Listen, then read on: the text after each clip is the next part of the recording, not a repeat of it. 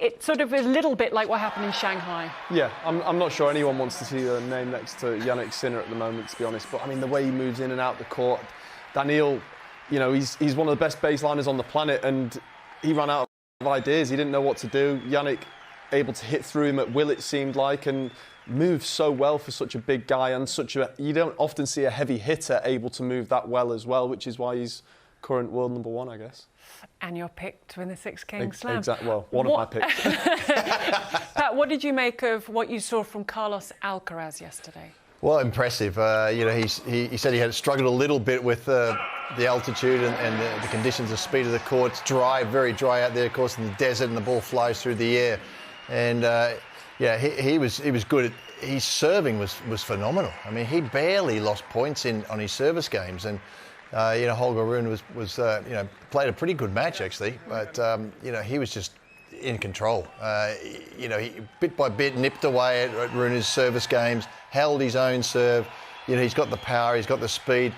Some of the highlights in that match were just absolutely phenomenal. So, you know, he hasn't played. I don't think he's played an indoor match this year, but you know, that was his first one, this season, and it was impressive. I mean, he's one heck of a player. There's nothing that he can't do, really, isn't it? And so Rafa's got his work cut out for him today. And he said, Liam, afterwards on court when he was asked, you know, are you going to go easy on the old man? And he said, no, I'm giving it full Alcaraz. Do you believe he will play at his very best against Nadal in what will be their final meeting on a singles court? Yeah, I think Andrew obviously was trying to bait him to get the answers out of him, but I mean, Carlos, he's supremely confident at the moment. He's won 2 slams this year. I think he knows as well as anyone that Rafael Nadal is difficult to play, even in his current state. You give, you know, a few percent in a tennis match, sometimes it only comes down to 2 or 3 points and it can make all the difference. So, you know, someone that great, you can't give them anything, and it's a mentality as well. You can't give them a single inch, and that's why he's one of the best in the world.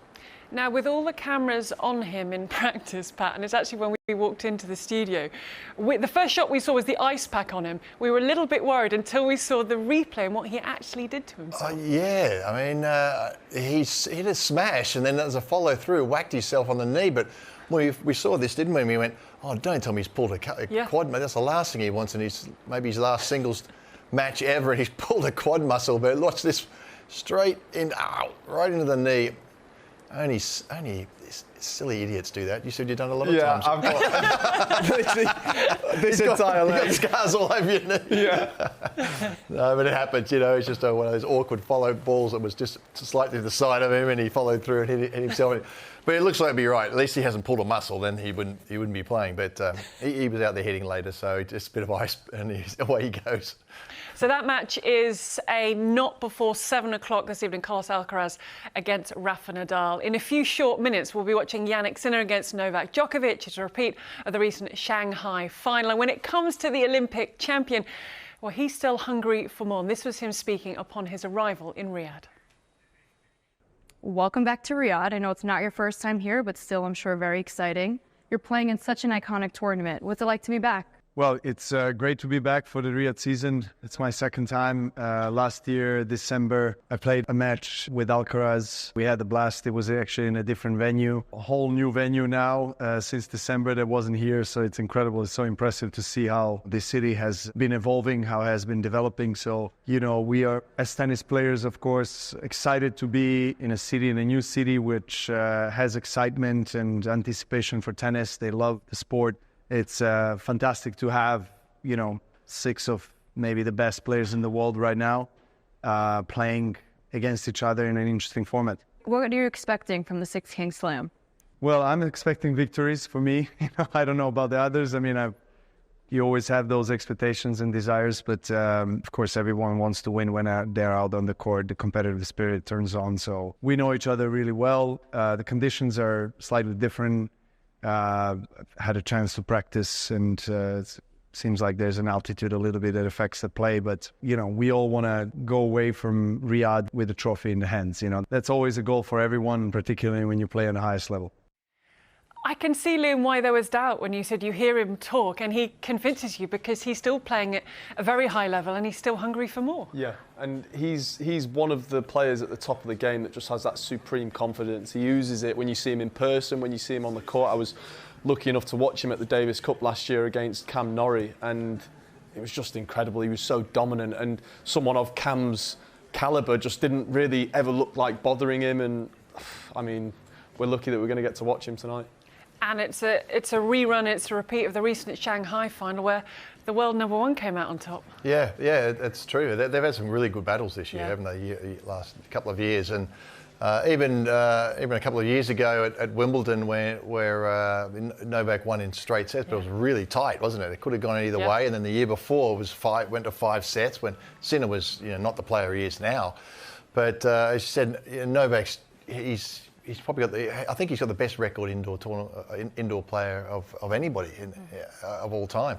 So he likes these conditions. I think he likes it when it's a little faster. The ball he's got a heavy racket. The racket is a little quarter of an inch longer, and he just generates so much pace, easy pace. I mean, the ball just absolutely flies off his racket, and so there's going to be some big hitting today, and it's you just I sort of got to think that go with the player who's played a few more matches, and I think this is the problem with Novak at the moment. Because he's older, he's resting his body as much as he can. But it means he's a little bit short of match play from time to time. And sure, he played last week. So, and then these two guys played in the ATP finals, didn't they? They played twice, once in the round robin, once in the final. It was 1-1. Novak won the big one. It was the final. So the first time Jannik got him, I think reasonably easily. So he's got to come out of the blocks pretty quickly, Novak. And the older you are, it tends to be a bit slow. And Sinner came out of the blocks yesterday like unbelievable. So he's got a match under his belt. He's in top form, Sinner. And he's playing a guy who's sort of turned up there and needs to get he's probably a little slower getting going. So that's why I'm sort of edging towards Sinner as well. But you definitely don't write Novak off, would you? No, but everything does get tougher the older you are. But I think it's a good point. It's 10 events, including the Olympics, for Novak Djokovic, and he doesn't have those matches under his belt. Yeah, exactly the same as Pat said. I think, was it in Australia this year, everybody was a little bit worried that he'd be short of match fitness, and then obviously after Australia, I think it's the first time in how long, 6 or 7 years, that he's not started the year winning a slam. I mean, so he talked about how he was short on confidence. For an average player, obviously you'd be kind of confident with how he'd started, but he's not a mere mortal, so. He certainly isn't. A lot of these guys aren't. The countdown is underway. Very shortly, the players will be welcomed out for the first match of day 2 of the Six Kings Slam.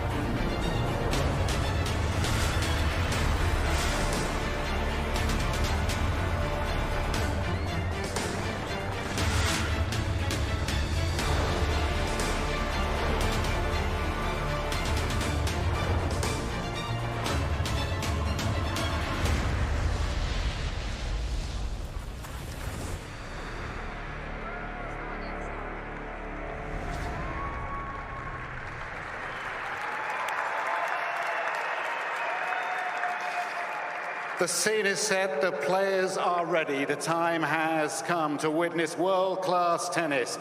Introducing the world's #1 player, only 23 years old. This year alone, he's won 65 matches and lost only 5. And he's won his first 2 Grand Slam championships in 2024. Would you please welcome Jannik Sinner.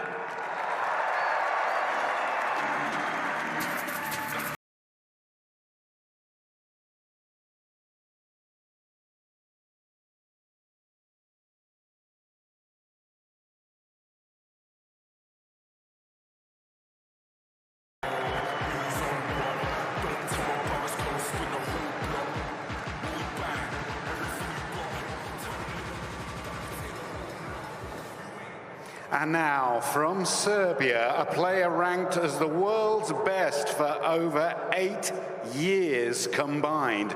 A winner of a record 24 Grand Slam championships, and also the reigning Olympic champion from Paris this year.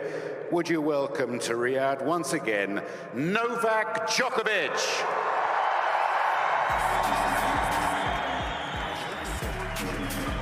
37 years of age now, Novak Djokovic, 37 wins this year, 9 losses from 10 events. He says 2024 is his worst performing year in a year where he's reached the semi-finals in Australia, the final at Wimbledon. He won Olympic gold, and of course, it's been the Masters final. He is still so dangerous. And Liam, in terms of this matchup, it's 4 apiece. It's been weighted towards Sinner in recent times. But how do their game styles match up? I mean, I'd love to be as bad as Novak Djokovic in 2024. What a year that still is. But it's going to be an interesting one. Like we said, that Jannik, he's been likened to kind of the understudy of Novak. A very similar sort of game style. I think Jannik has the more raw power. I think he obviously has a bigger serve. He has bigger strikes from the back. But Novak is a wily character. He played through the eras of some of the greatest players of all time, played them at their peaks, and he's just so experienced. He knows how to win tennis matches. He's an intelligent competitor as well. And if there's a hole on the day, I think Novak's going to be the one to find it. Where are the weaknesses of the two that can be exploited? Are there weaknesses that can be exploited? Gee, yeah, that's I think that's the $64,000 question, isn't it? Where do you get to these guys? Look, if Novak's serve, it'd be interesting to see how that goes. If he hits his marks on his serve and stays in the matches, in his service games and stays in the match that way, we know how good he is at returning. So that's nullifying nullifying Sinner's big weapon, which is his serve. He's been serving really well, but if he consistently gets that back. And sometimes the short ball's low in the middle of the court for Jannik. He's tall, he's lanky. He tends to struggle a little bit getting down on the backhand and the forehand. So he can throw in a few, loose shots, random shots. But it'd be interesting to see how Novak gets going. I think that's the most important thing. If he starts well and gets his teeth into this match, he's got a great chance. But the ball would be Jannik Sinner won the toss. It was heads called by Djokovic. He lost. Sinner wins. He's going into bat. He's going into serve. So, Liam, we have both of your ticks to win the Six Kings Slam playing each other. So who comes out on top? I don't know. You've convinced me to go for Jannik here. I mean, obviously he's the informed player, but I've just seen Novak win so many matches that I've expected him not to win. The greatest record breaker in our time that might ever see in the history of our sport, and he was probably, 10 years ago, the last of the 3 GOATs that we would have said to win all of the titles that he has. So I mean, he's just incredible. It's amazing how these Djokovic and Nadal have just proven people wrong time and time again. Oh, he's done, or he's injured, or his form's not so good, or whatever. And they just keep coming back. I mean, it's just. The ability is just phenomenal. I mean, Nadal, how many times has he had 6 months off or 9 months off or whatever, and then comes back out and wins the tournament, the Grand Slam, and it's phenomenal what these players can do. They are absolute freaks of nature. I mean, you throw Roger Federer in there as well, of course, but these 2 guys, and one of them maybe playing his last singles match today. It's to be, we want to really enjoy this moment because they are absolutely what they do is freakish. I mean, every tennis player, every coach, everybody's sort of looking, saying, how do these guys do this? It's not possible. As tennis players, we see some of this stuff, we go, no. That was a fluke. You got to do it. You got to do it one more time before you can call it you meant it. And they just keep doing it. It's just the things they can do. No, it's phenomenal. Right, Liam, you are off to the commentary box, so we'll be hearing from you very shortly. We have your prediction. Pat, when we talk about playing indoors, and for people tuning in, and they've heard a lot, maybe you saying, well, it's indoors, and he excels indoors, and there's something different about playing indoors, whereas Nadal is not quite so good. Just maybe break that down a little bit for people about the difference when you're playing inside.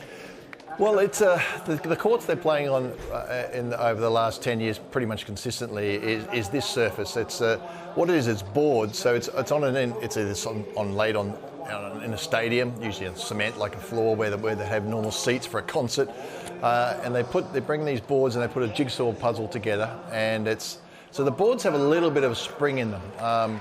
But that doesn't mean the ball's going to bounce high. It usually means it bounces lower than a normal hard court. So, big kick serves, even though the ball can grip on the surface because it's newly painted. So it's a hard court paint on a different foundation. And it can grip and have a little bit of kick, but by and large it means that the balls don't really jump as high as, say, a clay or an outside hard court or even a grass court at times. So everything is within your hitting zone. So it's all between basically your waist and your shoulders, and you can really swing hard at it. So generally speaking, the heavy topspin shot is not that effective, and that's probably why we see Rafa Nadal having I think he's only won one indoor court title in his life, and I think it was indoor clay, but I'm not 100% sure. But he's never won indoors because that heavy topspin stuff isn't as effective. So the guys that hit the ball flatter, typically you have to hit the ball flatter, and these two guys, particularly Sinner, hits the ball really hard and really flat.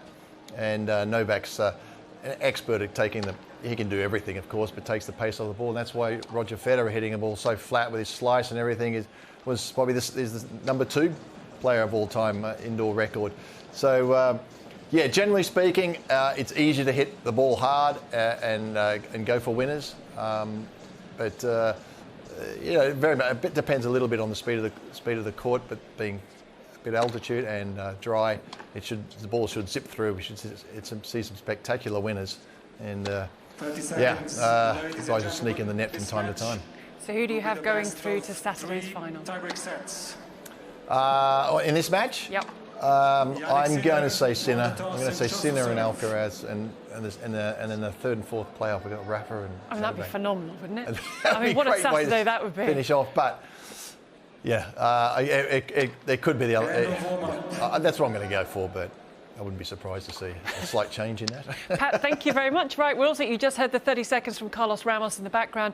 We're about to get underway with our first match. Carlos Alcaraz, Rafa Nadal, not before 7 o'clock. But let's sit back and enjoy Jannik Sinner against Novak Djokovic in the company of Liam Brody and Adam Fielder. Yes, thank you very much, Gigi. Thank you, Pat. And very much looking forward to the evening ahead. What a couple of matches we have to come. Novak Djokovic against Jannik Sinner, followed by Carlos Alcaraz against Rafael Nadal. Probably the last time we will see the great Rafael Nadal on a singles court. But this is our first semi-final. Remember, Djokovic got a bye through to the semi, so this is the first time we've actually seen Novak playing here in Riyadh. Jannik Sinner was absolutely unbelievably good yesterday against Daniel Medvedev. And a repeat of the Shanghai final of just 4 days ago, in which Jannik Sinner came through in straight sets, 7-6, 6-3. It's going to be Jannik Sinner to start this one off. Ready, play.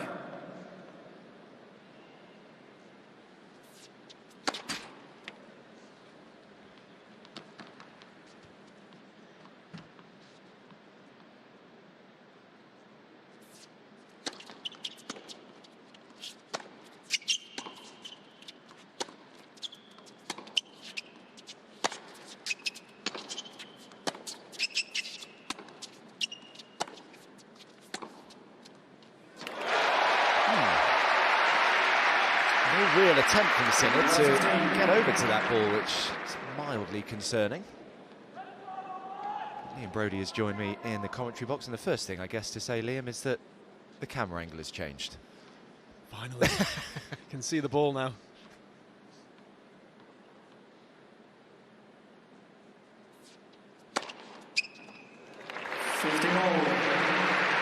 Luckily for Jannik, if he serves like that, he won't have to move to too many balls anyway. I think we've got two of the best backhands on the planet, and possibly two of the best backhands of all time lining up against each other here today.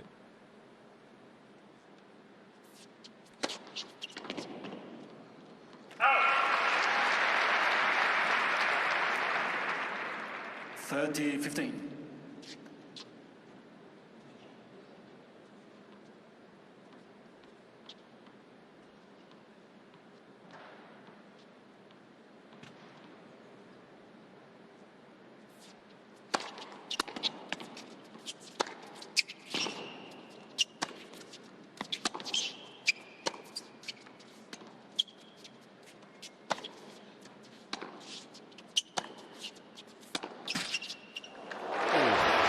Bit of good fortune as well. Never hurts. This is already, I think, more pressure than Daniil put on Sinner's serve in the whole of the first set yesterday. He's just such a smooth operator, Novak. You know what you're going to get with him now. He very rarely has an off day.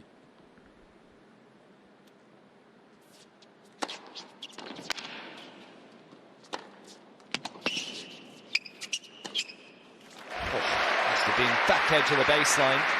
The penultimate forehand from Sinner there. 40-30. I think we're going to be in for some pretty good tennis today.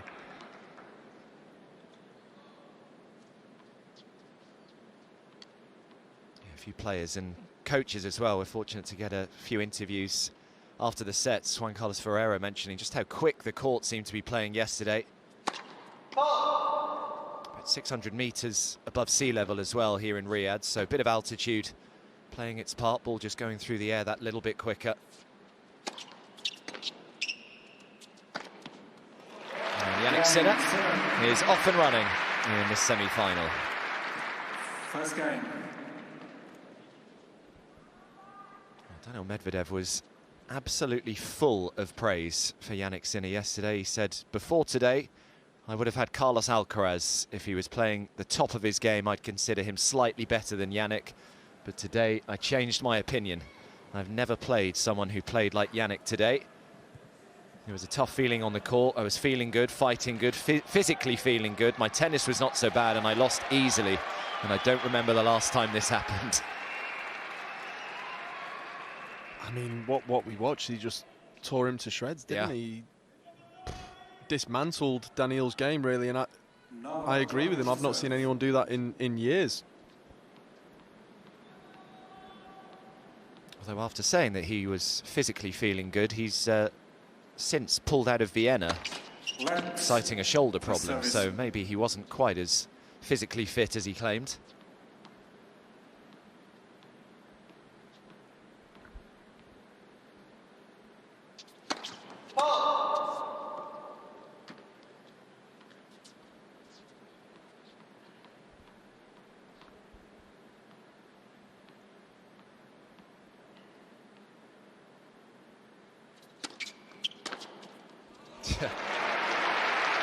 Insane. I was about to say, there's something about Jannik Sinner at the moment. Of course, we expect it of a world number one, but it's so impressive. He's so sharp. He came out of the blocks against Daniil Medvedev so quickly, gave him no chance, and he's looking to do the same again today against Novak, who is, you know, the greatest player of all time. That's not the sort of player that you would normally catch sleeping. He's just so locked in at the moment and so match sharp. It's incredible to see.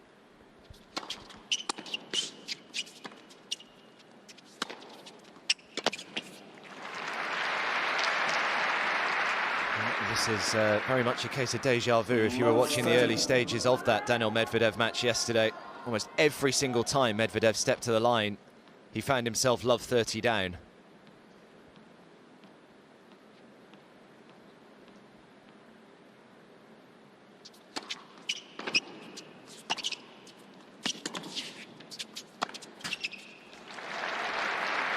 it's incredible to see over the last 6-9 months the progression of Jannik and how far he's separated himself from the rest of the field with his qualities. You know, only really Alcaraz and Novak coming close.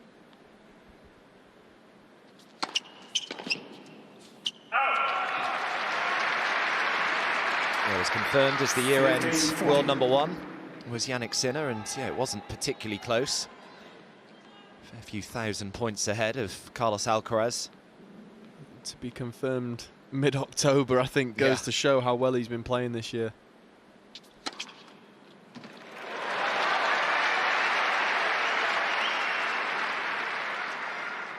I mean, he is the player on hard court at the moment, isn't he? So I think if Carlos can just figure him out a little bit more on that surface, then he's going to be hard to stop as well.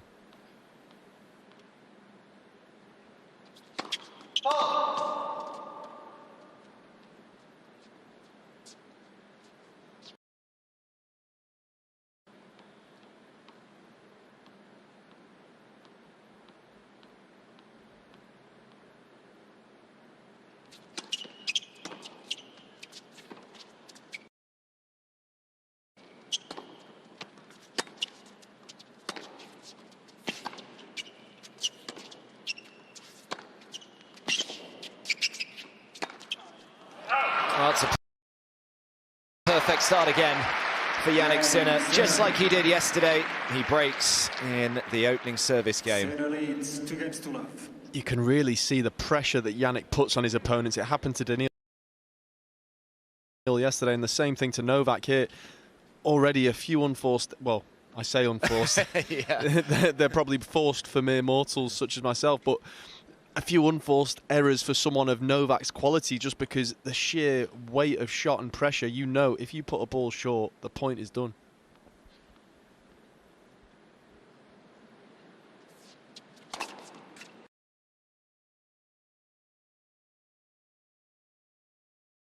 $15 left.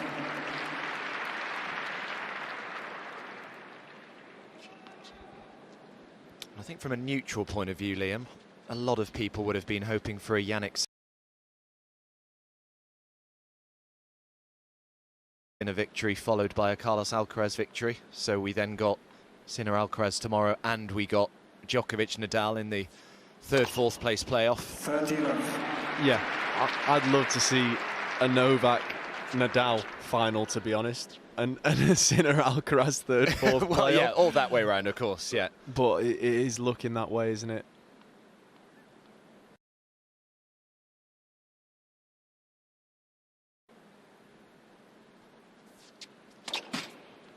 This is what the great players do. They apply pressure every single point of the match. You feel like you can't hit one unforced error without getting punished.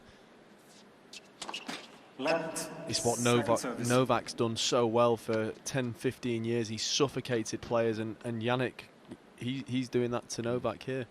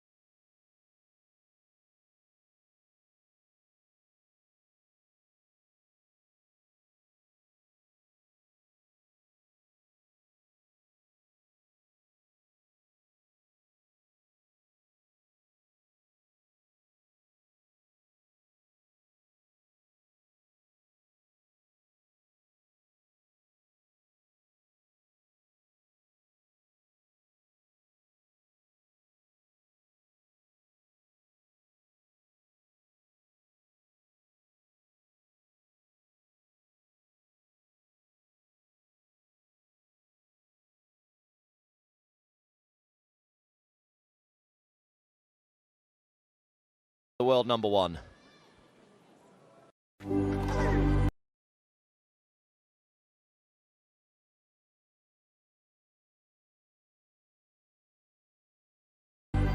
Lexus presents tennis on Sky Sports. What's he got saying? Turn around. Or join them.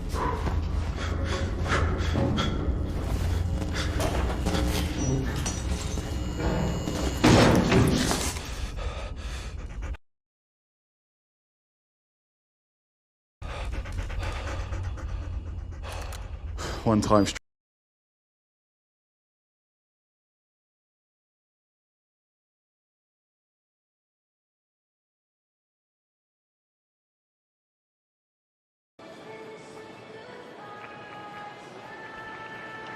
Well, Jannik Sinner has just carried on where he left off yesterday. 3-love up already against Novak Djokovic here. It's a pretty similar head-to-head with Djokovic as he had with Medvedev. Remember me telling you yesterday that he'd actually lost the first 6 matches he played against Daniil Medvedev. And if you include his win yesterday,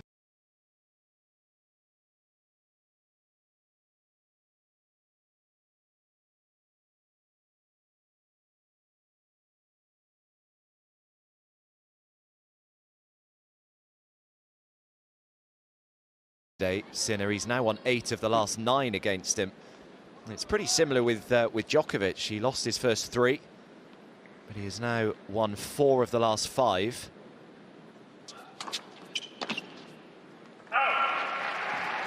Just get the feeling that he's figuring these guys out. He's still so young, so to have been 17, 18 years old on the tour playing Novak Djokovic, Daniil Medvedev is such good experience for your later years, and he's still got so much maturing and learning to do. I don't know where he's looking to improve.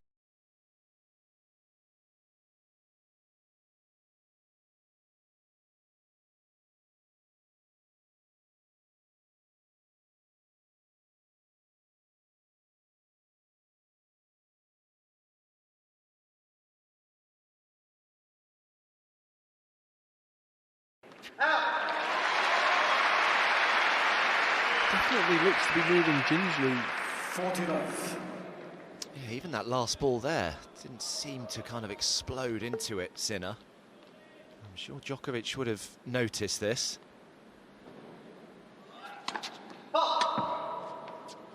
Problem with that is that it'll probably make Jannik even more aggressive. Yeah, that's possible.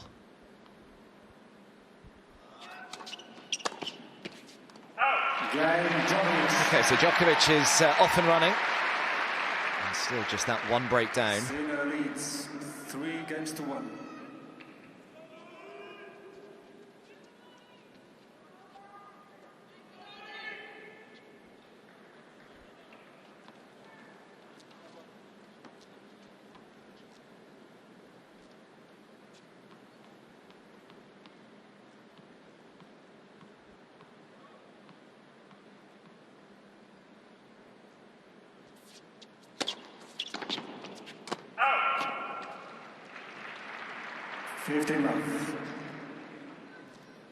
Get the feeling that Novak is just calibrating his computer here. A couple of returns have just missed by a couple of inches, a couple of backhands uncharacteristically striking the top of the tape on the net.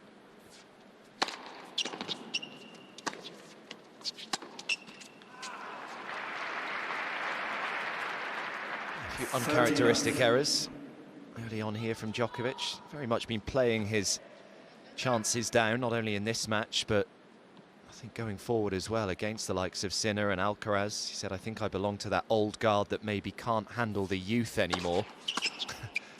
Well, he handled Alcaraz all right at the Olympic Games, didn't he? It's such an interesting change of tune as well, because for so many years he was saying these next-gen players are coming through, but myself and Nadal are dominating, maybe we're still the next gen. So to hear that from Novak is an interesting change of tune. So Sinner holds to love. Sinner leads 4-1. And if he is just struggling slightly, certainly not concerning him too much with the scoreline right now. He leads 4-1.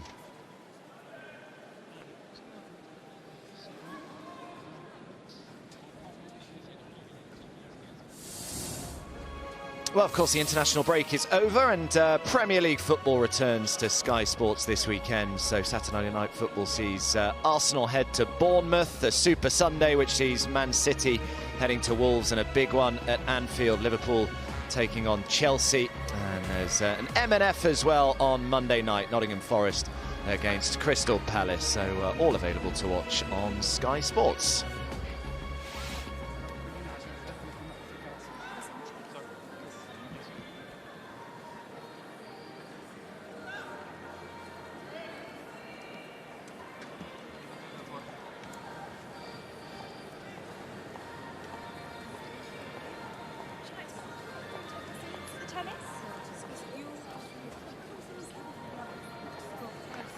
So Sinner leading by 4-1. Not a bad CV, is it, for Novak Djokovic? 24 Grand Slam titles. Will he add to that, do you reckon, Liam? It's starting to look more and more unlikely, but I wouldn't have called him to win the Olympics this year. I probably wouldn't have called him to win as many slams as he has done over the last few years. So he is the record breaker in tennis.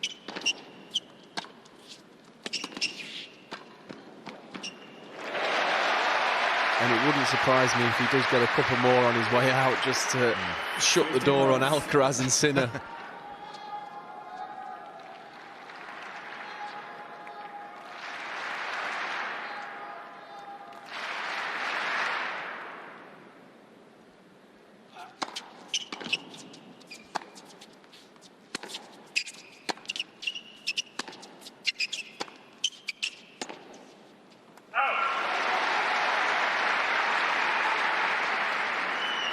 I think this will be one of those matches. The longer Novak can stay out there today, the better and better he'll play, the more he'll find his game, the more he'll feel comfortable on the match court. Even if you play matches on a practice court, the feeling is so different to an actual match.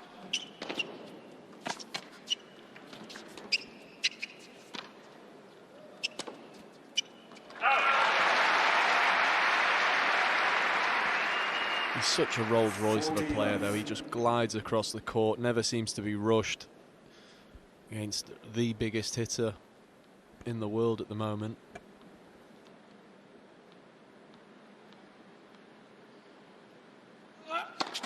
Left. Well, I don't know if Neymar's in today. He was in last night. He would have appreciated that.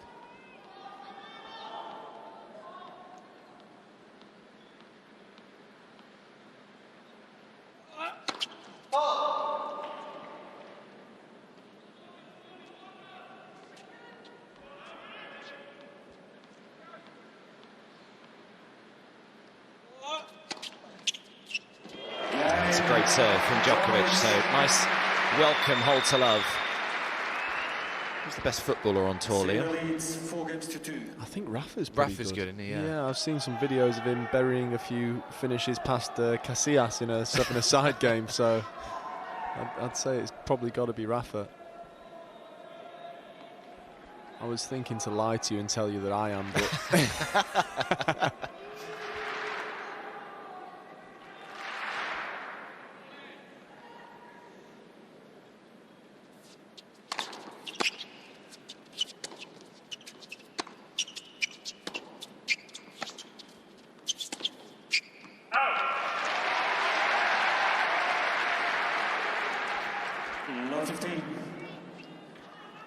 Be surprised if Jannik Sinner is just feeling something, the amount of tennis that he's played in the last few months. Bearing in mind you've got to go back to Montreal in early August for the last tournament that he actually didn't make the final of.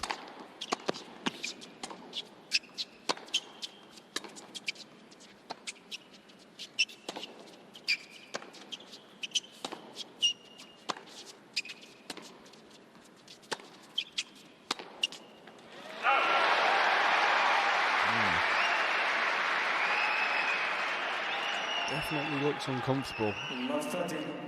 I mean, that is an insane run he's been on. That's a few months of finals now, and it can take its toll.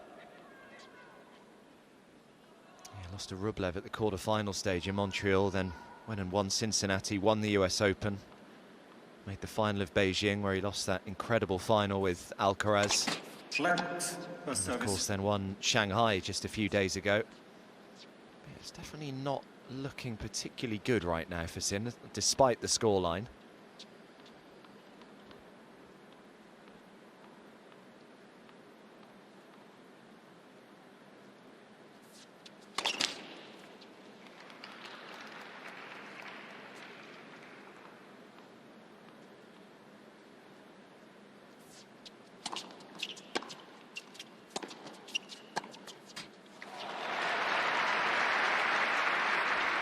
Busy month or so ahead as well for Sinner. the Masters 1000 event in Paris to come. Of course, the Tour finals in Turin will be live on Sky Sports. He'll be looking to try and win that for the first time. Davis Cup as well. But of course, there are 6 million reasons here for him to try and plough through this match.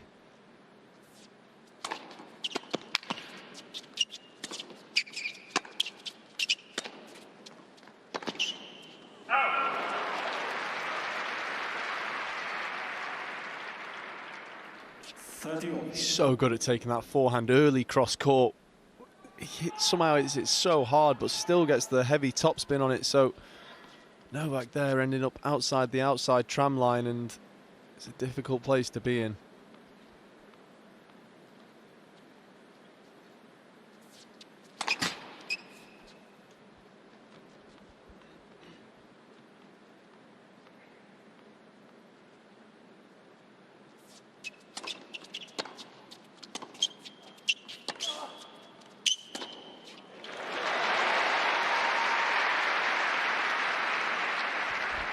Again, that heavy cross court, so much topspin, even on the half volley there. Just Novak hit a pretty good defence, but the entire court's just wide open for Jannik to drive it the next shot into.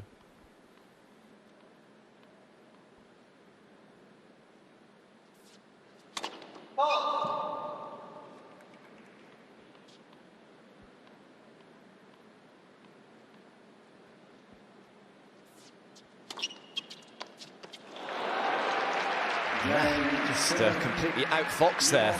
Bit of kick on that serve from Sinner, so holds from love 30. And he's 1 game away from taking the first set now.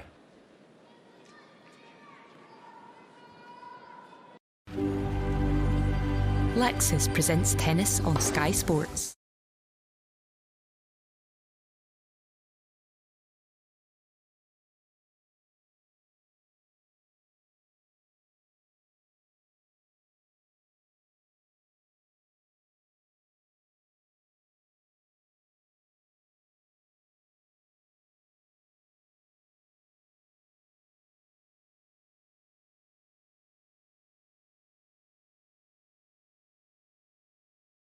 Away from children.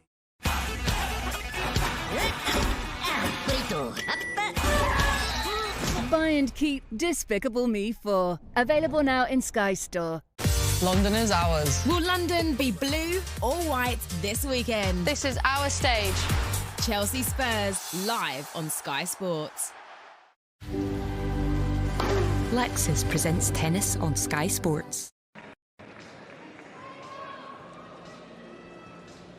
He was kind of digging his elbow into that left leg of his when he sat down there, Jannik Sinner, so guessing that's the problem. There is Simone Vagnozzi, and of course the two men sat next to him.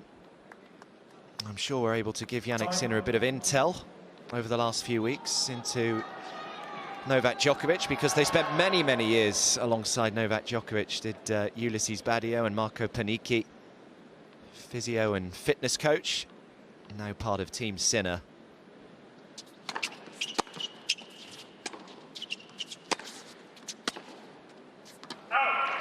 As transfers go, it's not a bad one. Yeah, I mean, those guys were with Novak for many, many years, and you don't last in a job like that unless you know what you're doing.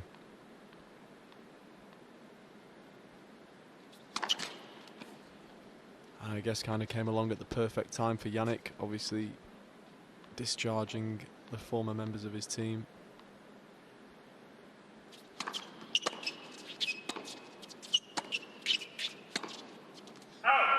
This is what Jannik's so good at. He holds the baseline so well, and I mean, he's out-tempoing Novak Djokovic. Obviously, that's why he's world number one. He can do it against anybody. They feel uncomfortable, don't feel like they can just rally cross with him. The ball comes back harder and harder and harder, and you'll all of a sudden go from being 50-50 or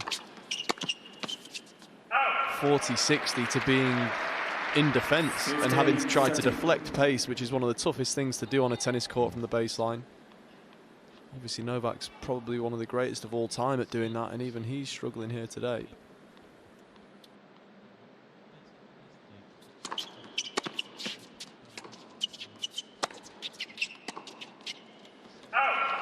That's amazing depth from Jannik Sinner, skidding off the baseline. 15-40. And it brings him 2 set points.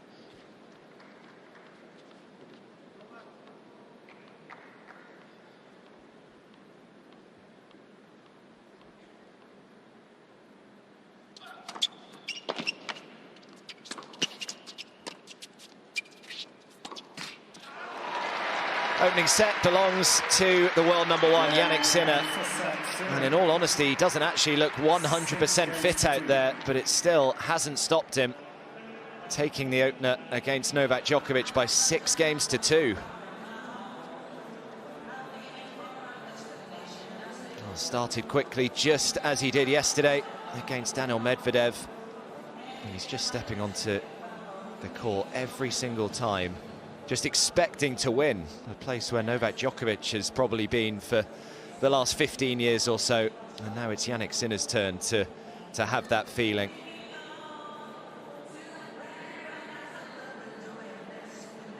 Well, I think we can go and hear with Jannik Sinner's coach, Simone Vagnozzi, speaking to Annabelle Croft. Hopefully we'll be able to get the audio here. Tennis, really consistent. Is not making any mistake. Good serve. I think Novak he have a little bit to adapt to the court. You know, it's the first match for him. Jannik come from yesterday, and for sure he's a little bit. He have a little bit advantage for sure because he played yesterday. But let's see. The second set will be tougher for sure. Yeah, Novak talked about the improvements in Jannik's serve when they met in the finals in Shanghai. What has he tweaked on it, which is making it so effective now? For sure, it's everything, you know, the quality is really more close to the line. Right now he can change the speed, he can change the spin, everything. So I think it would be a really, really good shot. Well, he's playing extremely well. I'm going to let you concentrate on set number 2. Thank you, Simone. Yeah, nice to hear from Simone Vagnozzi, Jannik Sinner's coach. Very underrated, I think, in Jannik Sinner's team. Obviously Darren Cahill's come in and maybe attracts most of the plaudits, but the work that Simone has done with this man should not be underestimated at all. Out. 15 left.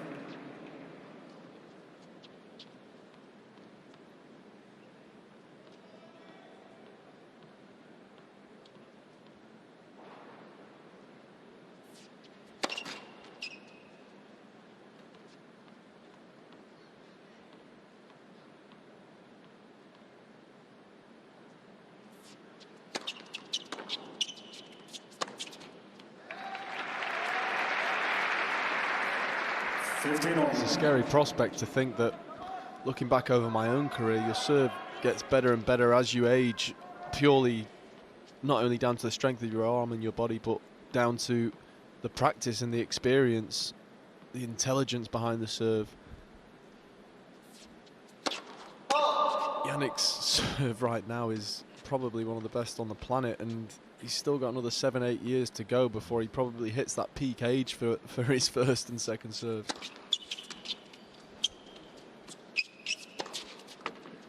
It's a couple times today that the kick serves have bothered both players in the altitude. Sometimes it can just kick up a little bit higher than you expect.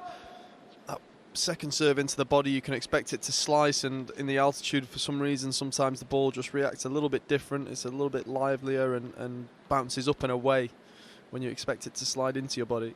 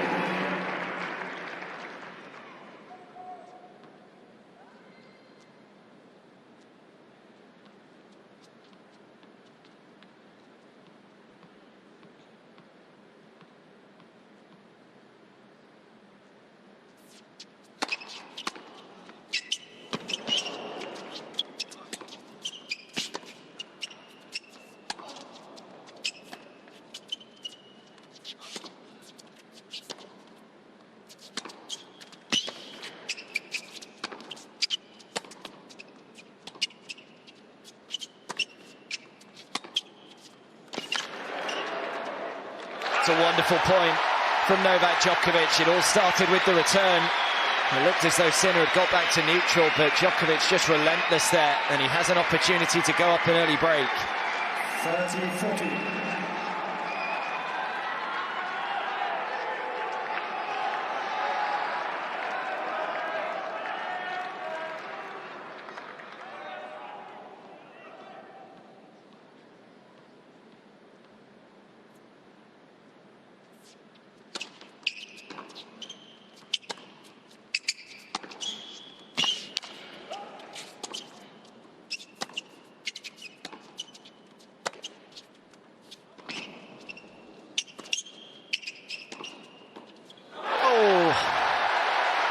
Well, he didn't do much with the approach, and then got in a little bit of a muddle with the volley. And Novak Djokovic, well, how many times have we seen him do this over the years? What a response from the 24-time Grand Slam champion.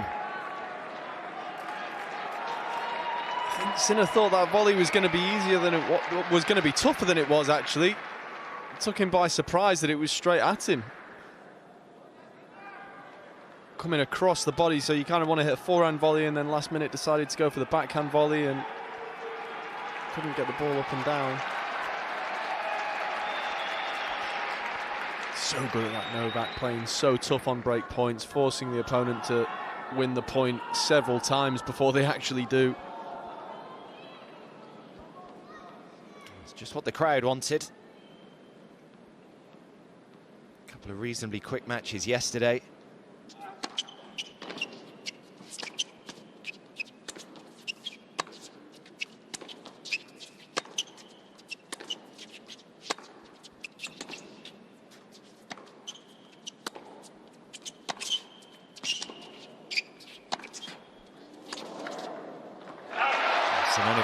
Said in that interview with Annabelle Croft that maybe was just going to take Djokovic a little bit of time just to get used to the conditions. First match out here.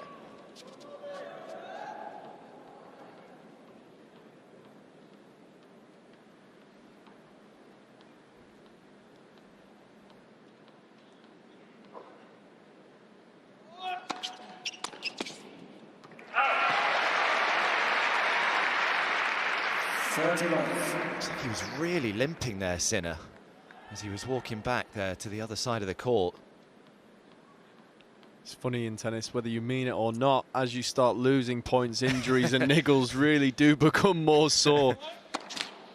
It's an absolute classic in the sport as well. If you win a 3-hour match, the next day you tend to feel okay. If you lose it, you wake up the next day feeling like you've been in a car accident.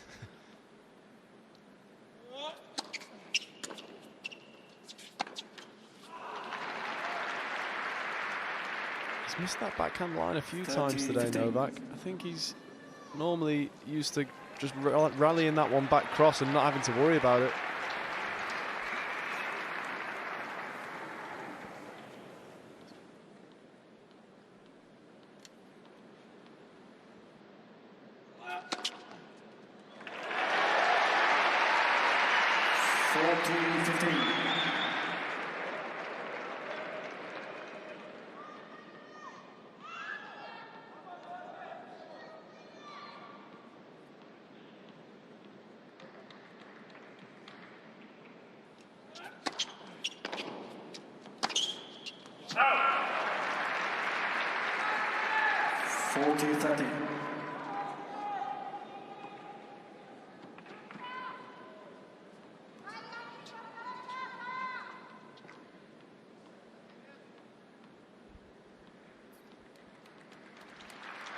He's been a busy man. Riyadh season, of course, underway. A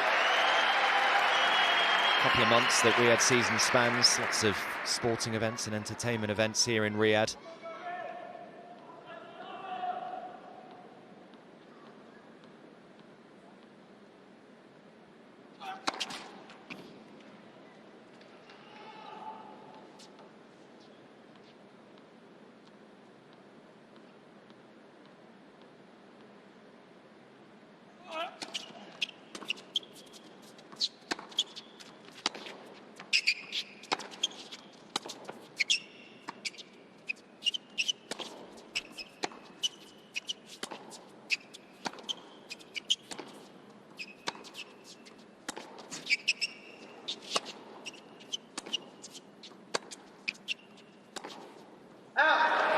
just dragged it wide. And again, he is not right here, Sinner. You can just tell the way that he's walking at the end of points. Does he get the money if he retires, though? That's the problem. That's the problem.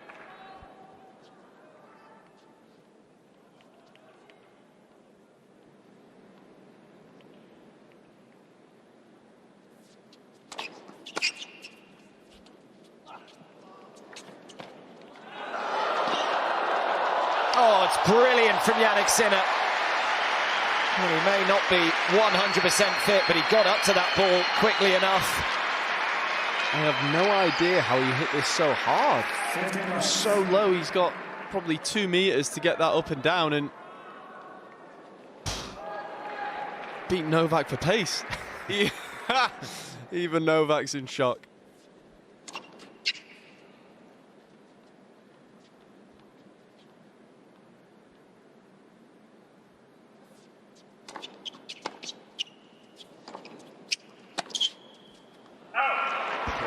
Well, I mean, he'd just given up on the point there, Sinner. Anything in the court, the point was Djokovic's. That's why he's just grinning to himself there. It's not easy being in Novak's position in this situation as well, because you're starting to get distracted looking down the court, seeing what's happening. Like in that situation there, you're forgetting to play the ball.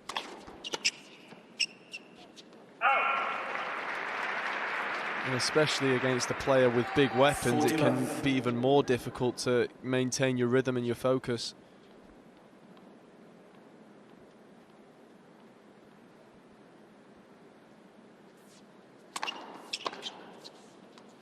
And he's still holding on. And again, walks a little gingerly back to his chair here, Sinner. It's Djokovic leading with the break at 2-1.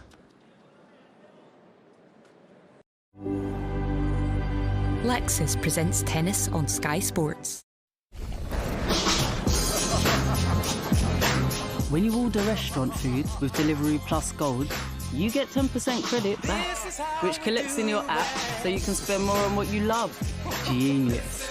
Sign up and start living that Plus life. Delivery Plus Gold. Now, just got even better. The days are getting darker. The nights are drawing in. But not to worry. Lovely feet, lovely goal! Complete utter devastation. Now that is quite something. Let the chaos begin. 4 games from the Premier League to light up your weekend, featuring Liverpool versus Chelsea, live on Sky Sports. Lexus presents tennis on Sky Sports.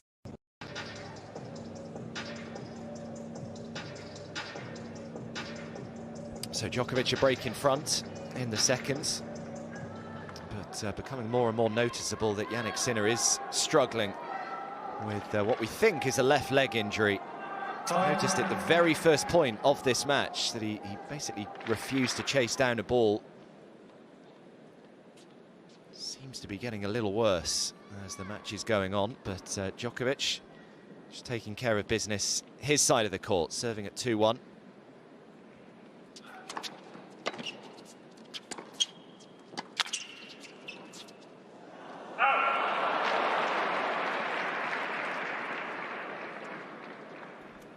Little lapse of concentration there.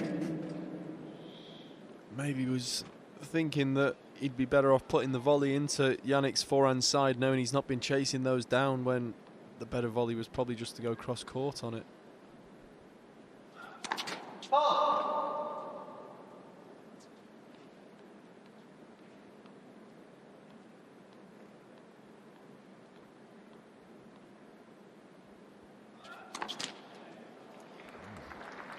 It's a funny thing about tennis, you lose focus for 1 point and it can all of a sudden lead to a big momentum change, and just facing a little bit of pressure here where he might not have done if he'd have given that volley the respect it deserved.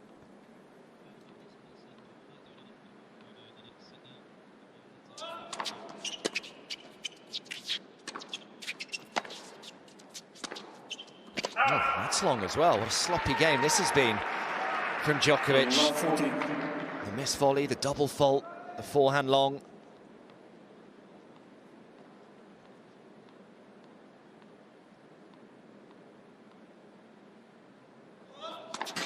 Left for service.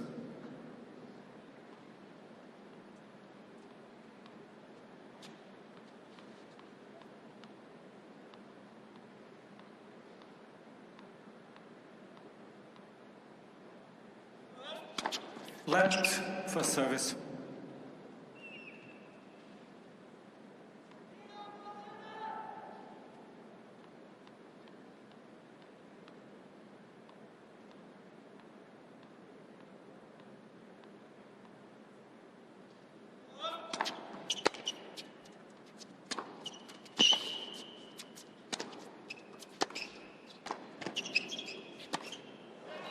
Well, Sinner breaks back.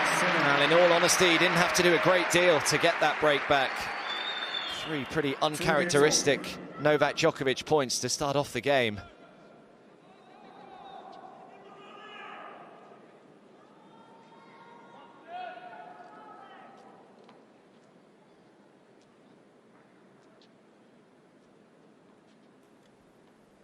I think he's got to be kicking himself there, Novak. Had to work so hard to get a break. Now he's got to do it all over again. Oh, goodness me, what a return. Might have just clipped the net on the way through. That's why Djokovic just apologised. Love 15. His reach somehow seems longer than any other player on the tour. It just defies logic sometimes. Those returns. That's why he's had such a successful career. Out.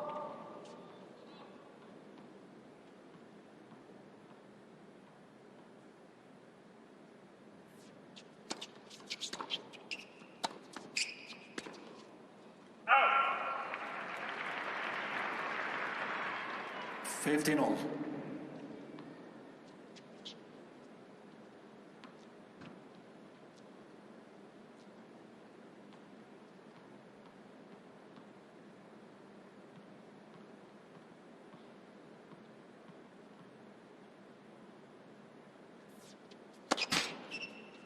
Left for service.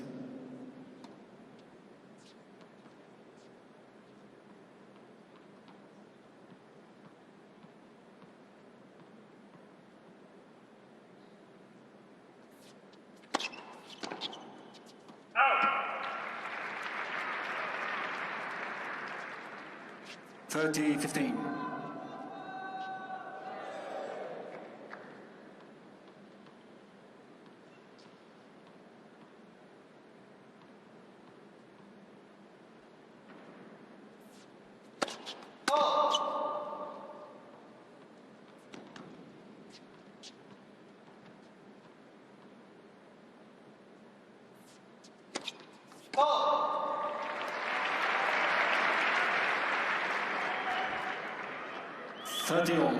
The ball moves faster through the air at altitude, so it can help a lot with the first serve and the 3 points on the first serve, but it can also be detrimental to the consistency of the second serve. Tougher to control it, the ball doesn't get up and down as quick. It can lead to a lot of double faults. We infamously saw Sabalenka lose her serve.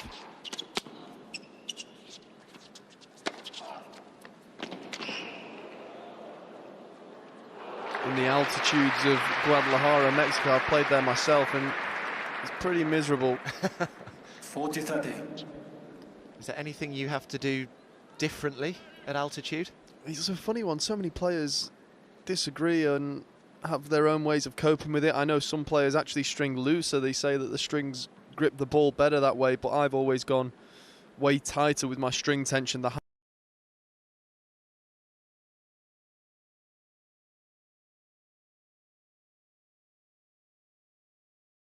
meters, I'll go 4 pounds tighter.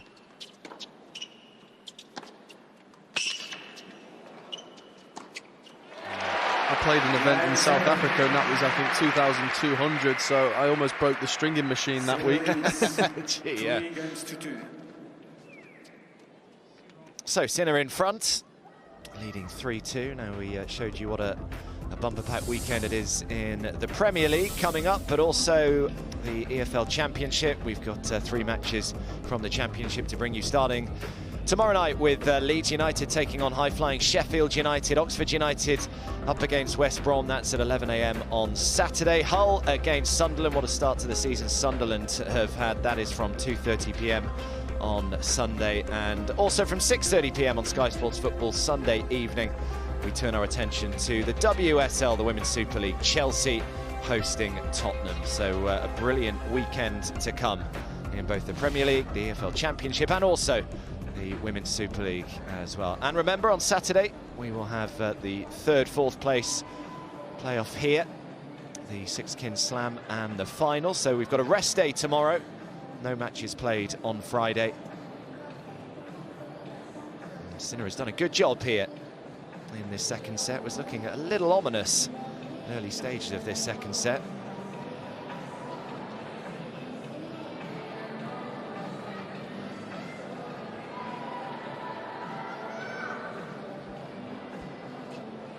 Do you think retirement is even on the radar of Djokovic, Liam? It's a tough one. I think he's at the stage in his career now where there's probably each tournament he plays, each loss he has, each bad performance he has, there'll be a question mark in his head where he thinks, do I want to keep doing this? I've achieved everything there is to achieve. I hold pretty much every record in the history of the sport and probably will do till the end of time. Do I need to keep doing this to myself? Do I need to keep doing this to my body? You know, had the operation on his knee. We saw it with Rafa and Roger as they progress in their careers. The body breaks down more.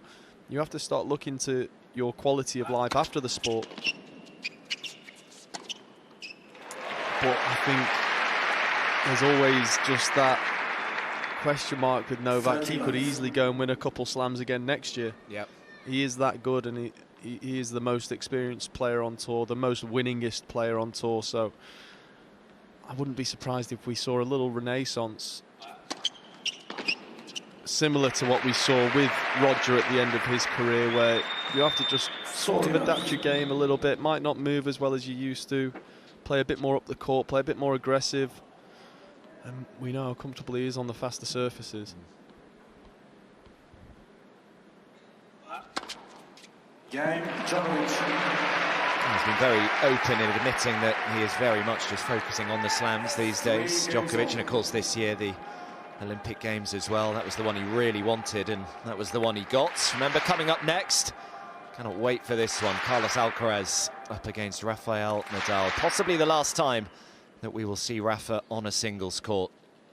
So that is due to start not before 7 PM UK time. That's about half an hour's time from now. Of course, all depends what happens in this second set.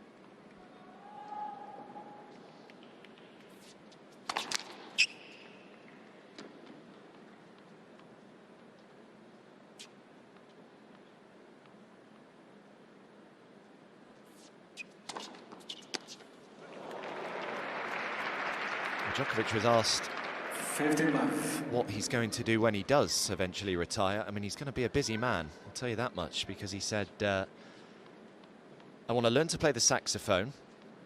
I would like to learn to sing, to play some other instruments as well. I would like to learn to act in the theatre and also potentially movies.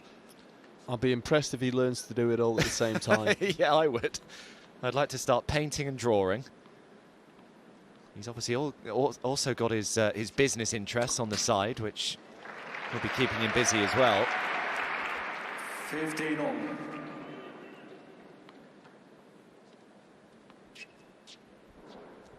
I'd like to know who inspired him to learn the saxophone. Yeah, he said he's always wanted to play the sax. He said he started learning it a few years ago, but just couldn't dedicate enough time to practicing. So he wants to start up again. Let for service.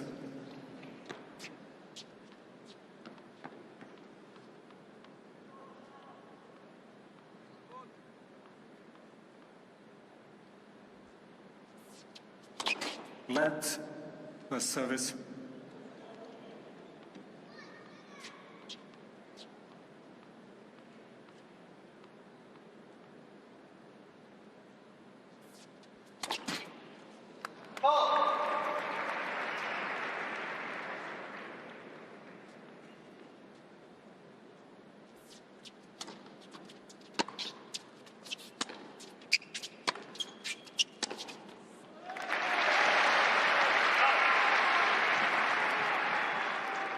15-30. Olga Rune stuck around. Had a tough one yesterday. With Carlos Alcaraz had no answer really. Lars Christensen there to the left-hand side, his long-time coach, but recently newly appointed coach again. Worked with him when he was in his teens.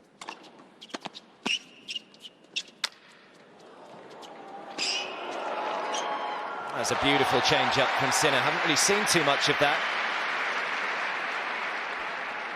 He and Alcaraz somehow have combined such great power from the baseline with the ability to throw in those drop shots. I don't remember seeing guys in the previous eras quite so prolific with the drop shots. I know in their later years, Novak and Rafa a couple times used them a lot, especially against each other at the French Open, but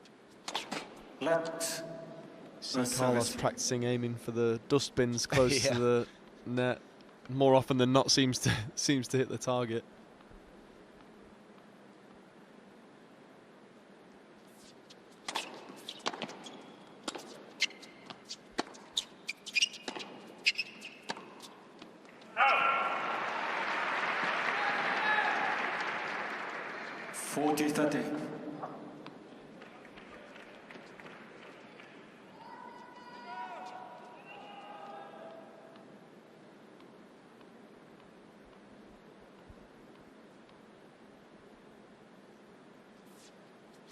Left. First service.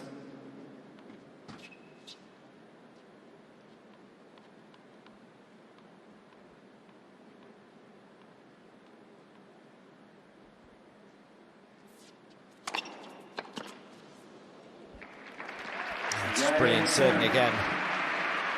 Whatever the injury is, doesn't seem to be affecting his service speeds. And Sinner stays ahead.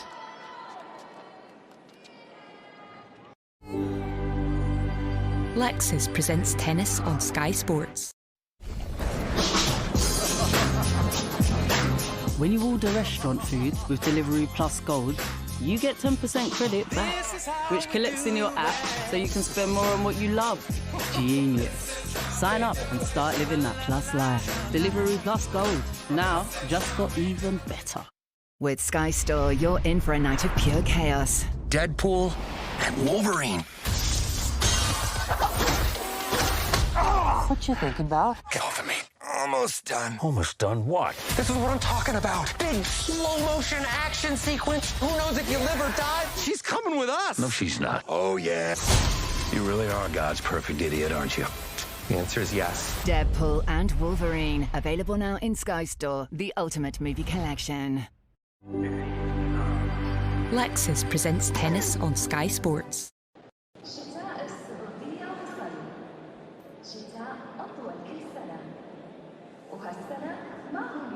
Liam and I were just talking through the sit-down there. Amazing, really, that if Jannik Sinner isn't 100% fit, the fact that he's still so dominant out here, was able to take that first set pretty comfortably. He's ahead in the second. Someone like Novak Djokovic just goes to show just how good he is.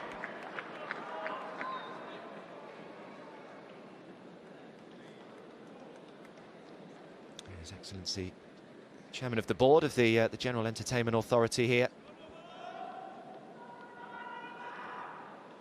We had the boxing last weekend, where Daniil Medvedev actually came a little early to Riyadh to watch the boxing.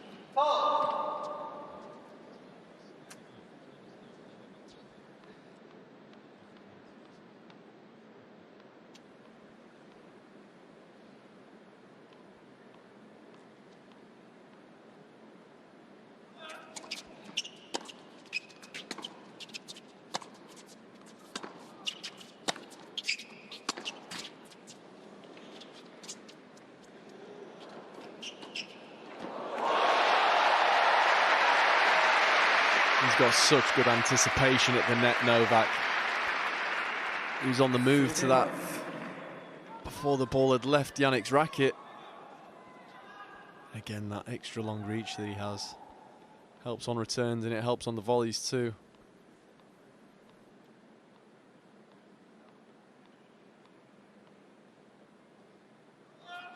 Left. First service.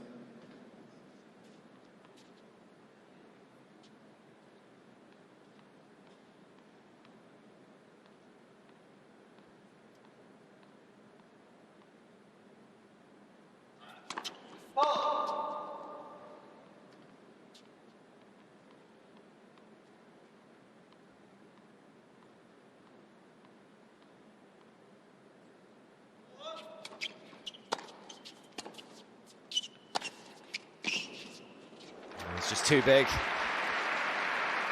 Too many people have the ability to rush Novak Djokovic. 15-all.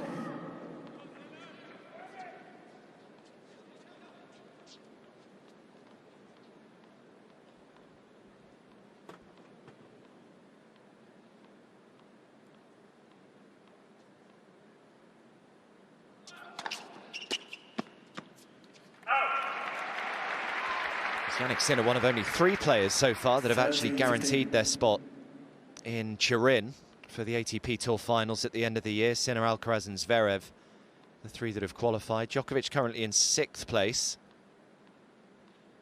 It could be quite an intriguing race over the next few weeks.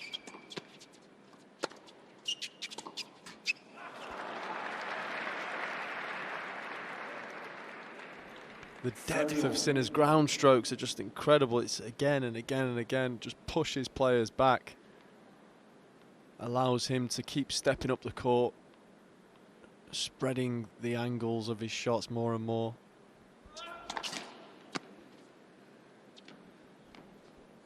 The nice thing about having ground strokes that big is that he doesn't even have to be that accurate with the target. He can play with huge margin too.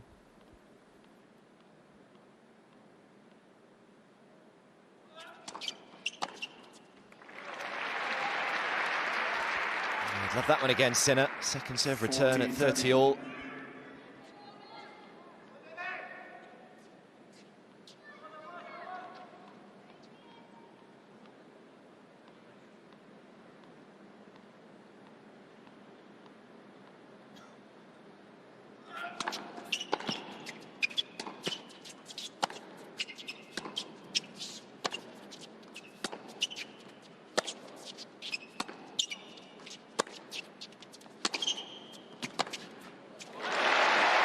Djokovic holds, and on we go in set 2, 4 games all. New balls, please. Just a reminder, it will be a normal 3rd set if Djokovic does take this second. Sometimes in exhibitions you do see the 10-point match tie-break.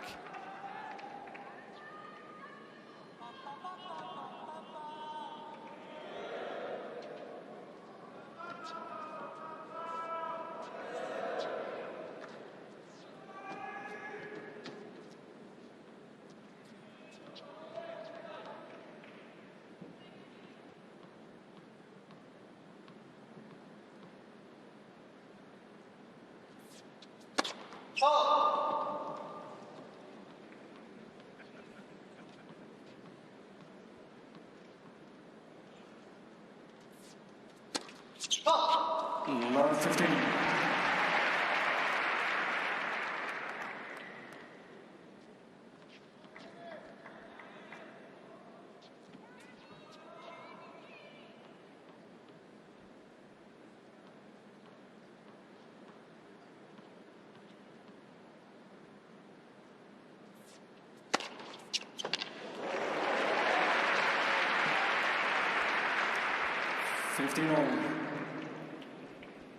New balls, you're going to see a few big serves here, and like we said, even tougher with the new balls at altitude to control that second serve. You want a high first serve percentage in this game especially.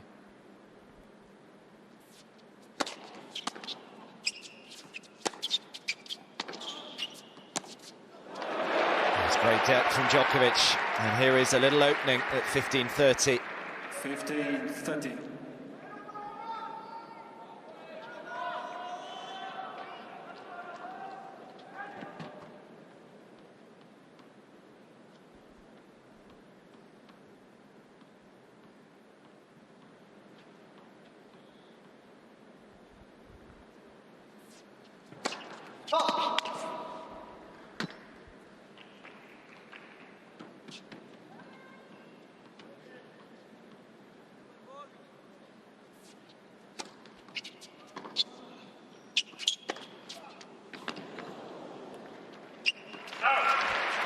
What a point. That was an absolutely huge kick serve. Somehow Novak managed to find the back edge of the court. Sinner was already outside the tram line, ready to hit that forehand, and just no fear whatsoever, painted the line with it and didn't give Novak a chance. He takes the kick serve pretty well this court.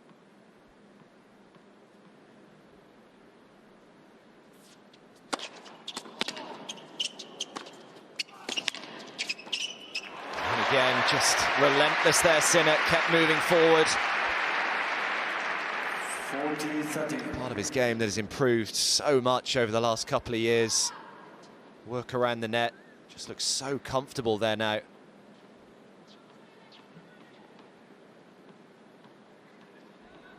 Beautiful technique on that volley, so simple. Yeah, speaking of the kick serve, how about that one? And Sinner holds and is one game away from potentially booking his spot in the final on Saturday.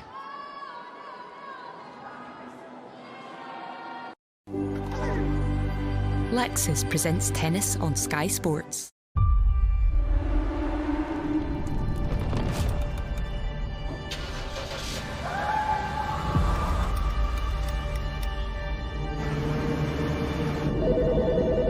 Hello? Are you sure? Are you completely sure? Panam 103. Are we ever going to know what really happened? Why is there so much secrecy around this? Your government knew. I will never stop until we know the answer to everything.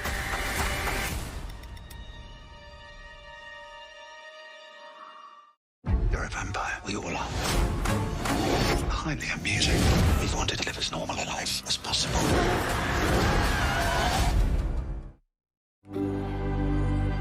Lexus presents tennis on Sky Sports.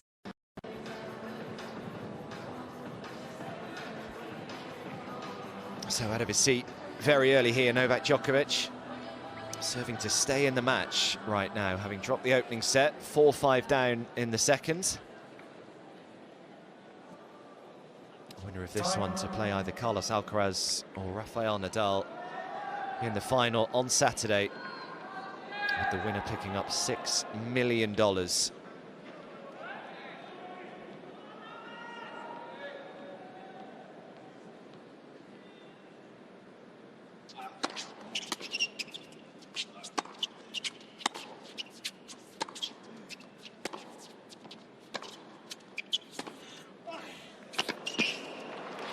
What a change of direction with that backhand line.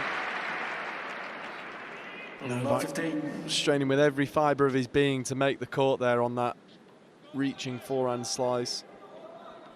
Just too good, so close to the line and such a heavy hit.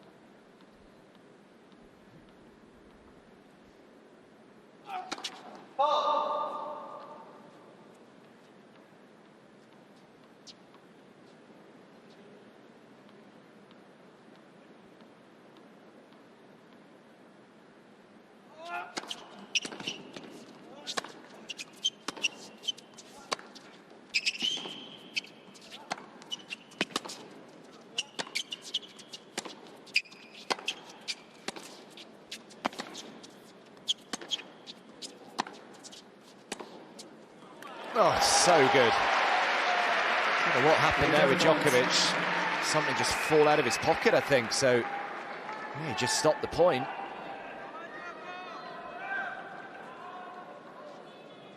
Or is it a let? Carlos Ramos in the chair, who has come out of retirement for this event. Waiting to hear this, what score. Yeah, you can just see it there, fall out of his right pocket.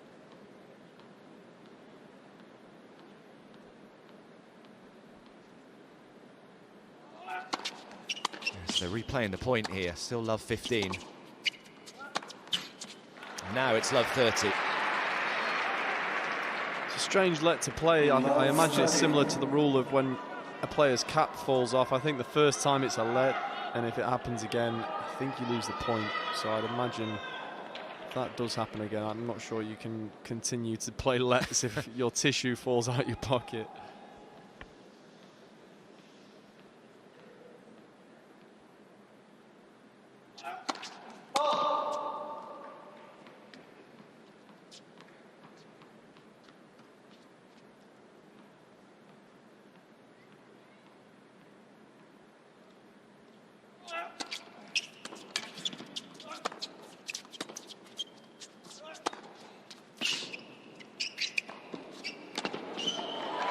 stayed sharp. We knew Jannik was going to have a bite at it there.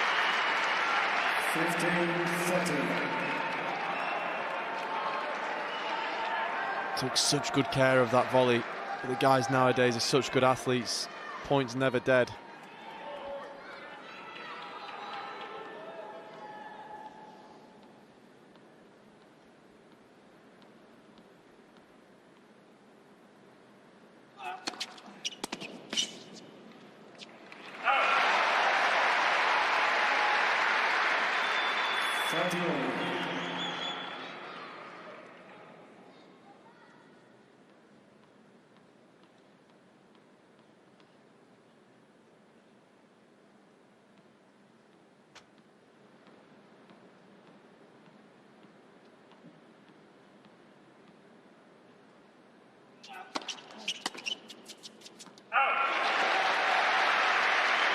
Seen it time and time again over his career, Djokovic. More often than not, if he needs to find a first serve, he will find one. Love 30 becomes 40-30.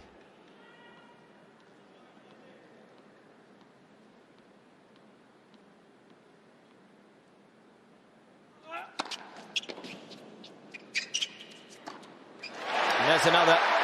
Follows it up with the forehands. What a hold that is. Sinner was 2 points away from the match. Instead, it is 5 games all. 5 games all. 3 perfect serves in a row there. All of them so accurate, not giving Sinner a chance.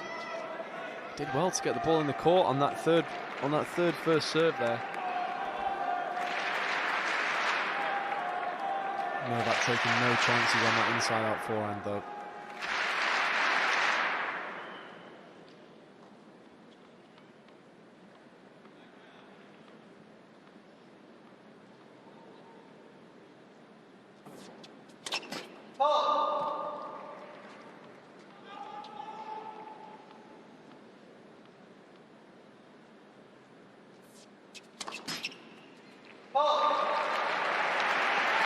A few doubles. I mentioned earlier how tough it can be. That second serve at a little bit of altitude. Ball just flies on you.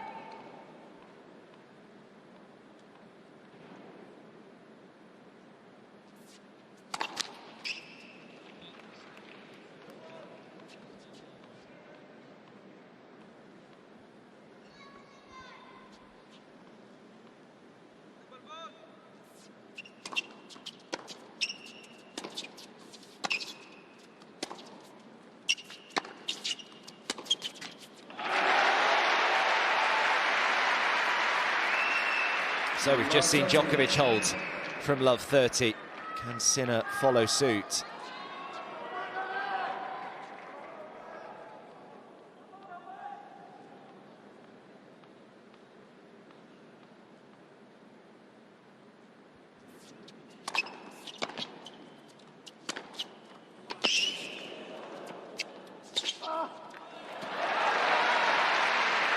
Such a classy point.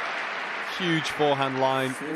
Actually let the ball drop a little bit on that last forehand, just waited to see which way Novak was going just after the apex. Normally would probably take that on the rise, like a goalkeeper or a football player taking a penalty, waiting to see which way the goalkeeper moves.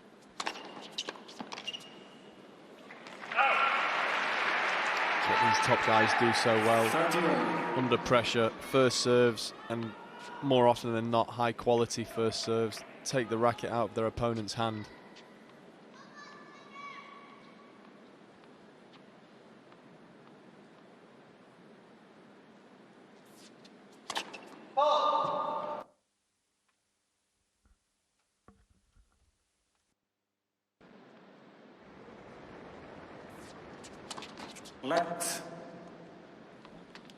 Apologies if you suffered some picture disruption there.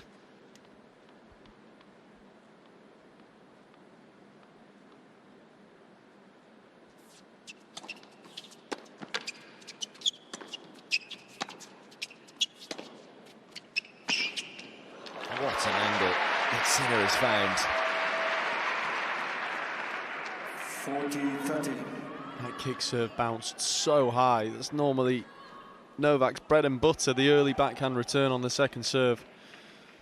Just enabled Jannik to take the ball on that backhand cross. It's becoming his trademark shot now as well.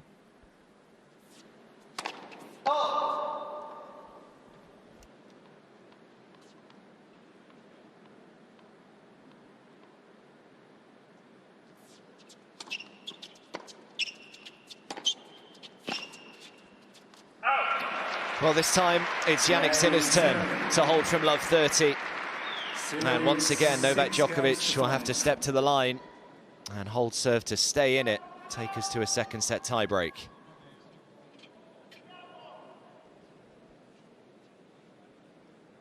Yeah, they all just seem to have this amazing ability, Liam. Sinner, Djokovic, Alcaraz, Federer, Nadal, you know, all the greats that when they need to find their best stuff, they're able to do it. I don't know how they managed to do it. Yeah, it's an interesting one because I think tennis as a sport, quite often the best players bring out their best tennis at the most high pressure moments. I actually was lucky enough to speak to Pep Guardiola this summer at Wimbledon, and the first thing he said to me was how impressed he was with the tennis players, that in the tightest moments, the most high pressure moments, they bring out the best of themselves. And that's what we see from the best, and that's why they are the best. Is, you know, when other people maybe fold or crumble under pressure, they rise to it, and you know, more often than not, like we said, with the serving, with the ground strokes, just apply pressure to their opponents endlessly. Is that just something you're born with, do you think?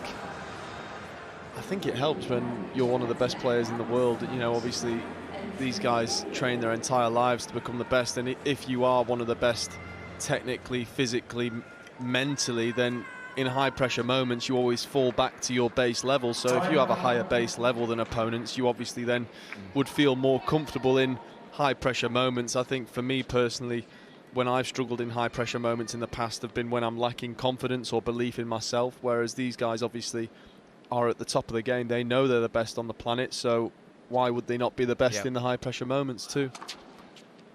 15 love.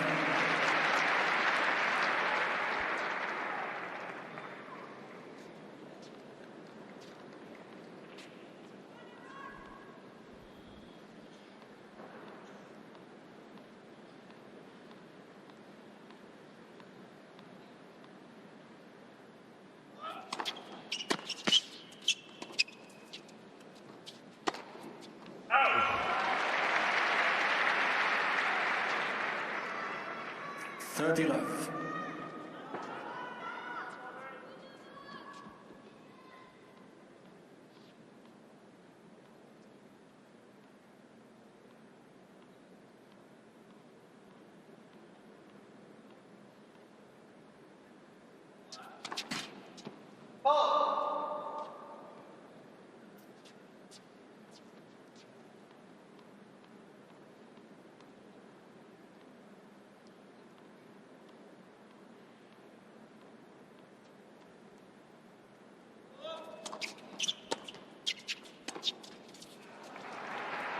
Again, he's missed that backhand line. Any criticisms of Djokovic today, really? It's funny because I'm not used to seeing him take the backhand line so often. I think it certainly seems to be a game plan to try and keep the ball off the Sinner backhand as much as possible. Do you think maybe he's seen Sinner struggling moving out that way a few times as well? Yeah, it's a possibility as well.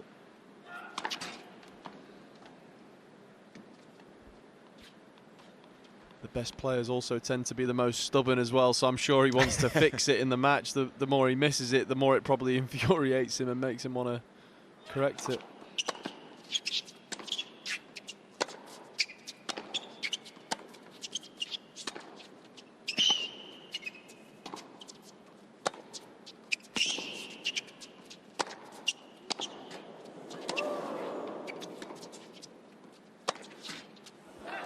Just brilliant from Novak Djokovic, absorbing the pace that's coming off him. I think even Sinner's had to have a little smile at the end of that one. 40-15.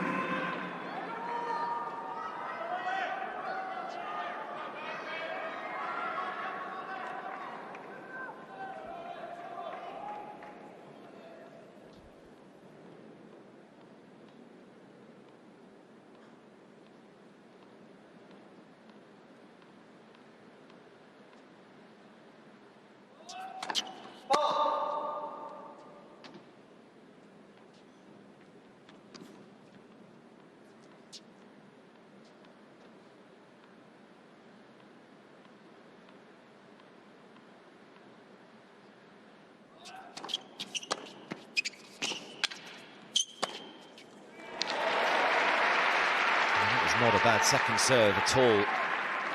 40-30.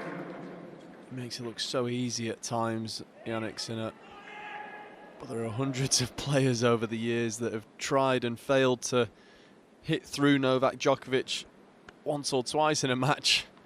Never mind how well Jannik is today.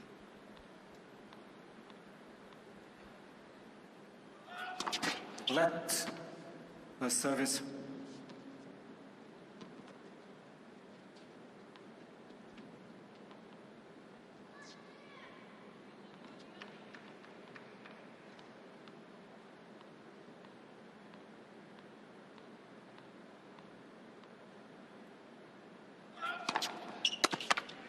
Yeah, perfect first serve from Novak Djokovic, and to a tie-break we go.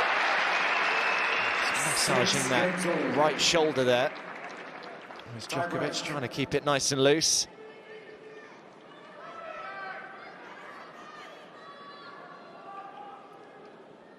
13 of his 19 tie-breaks across the year has Novak Djokovic at tour level. Sinner's won 24 of his 32. It's an extraordinary record in breakers in 2024.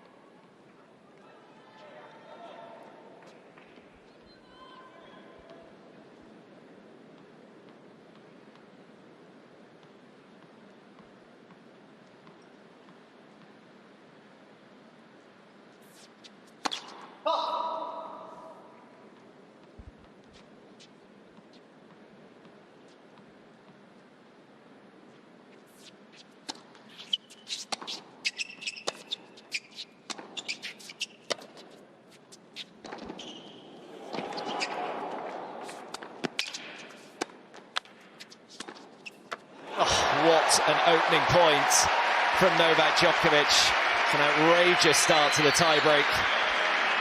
That is incredible tennis. I think Jannik was pushing himself through the pain to try and chase down that last ball on his forehand wing. Out wide, and Novak just so calm, cool, collected. Picks the open spot, hits it, no problem.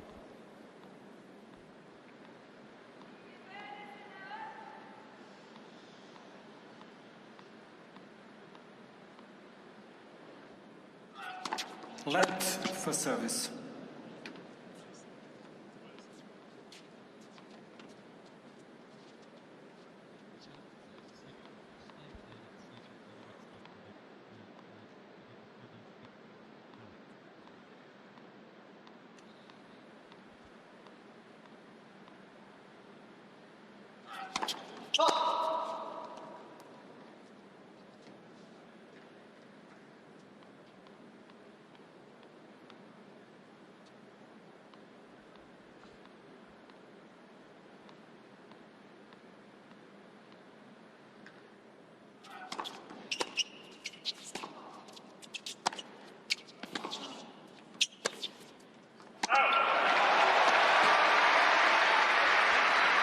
Djokovic makes those second serves just look so simple. I mean, that was 188 kilometers an hour.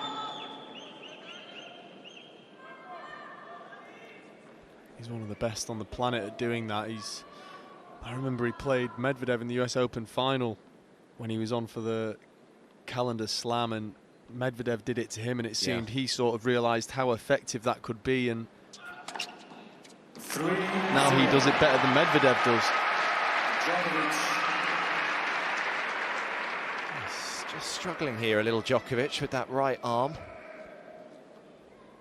Seemed to be affecting him hugely when the point's underway.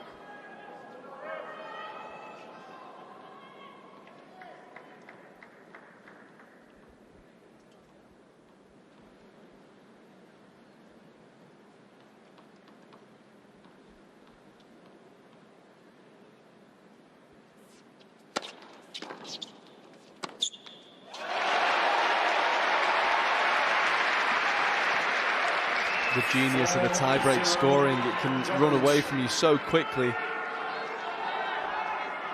There's a lot of pressure on Sinner here now.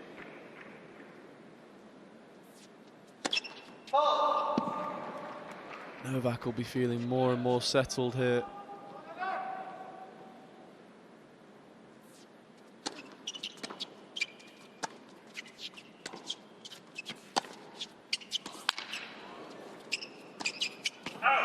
he's missed that one as well.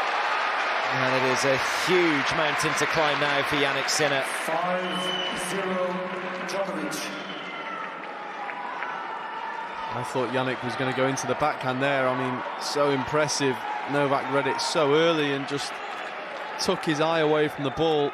Made Jannik feel like he had to hit the line.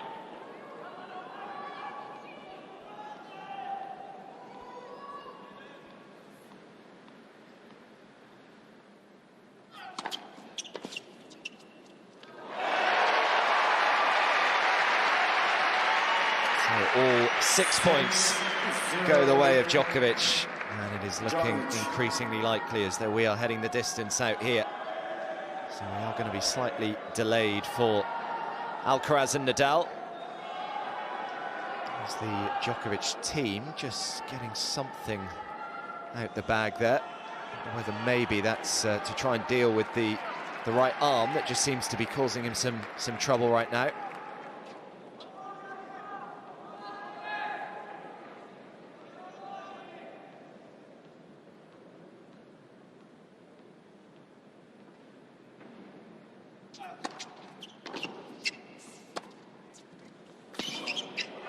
Well, what a tie-break that was from Novak Djokovic.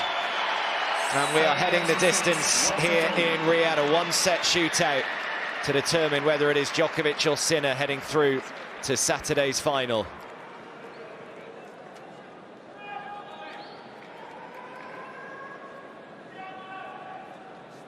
I just wonder whether he's just taken a few painkillers there, Djokovic. That was just an incredible breaker.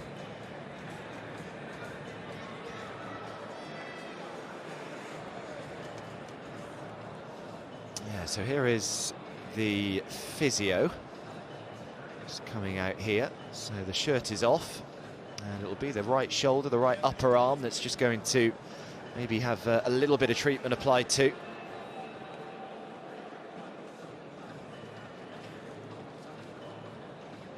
For all of Sinner's struggles, he's not actually called for the physio at all throughout this match.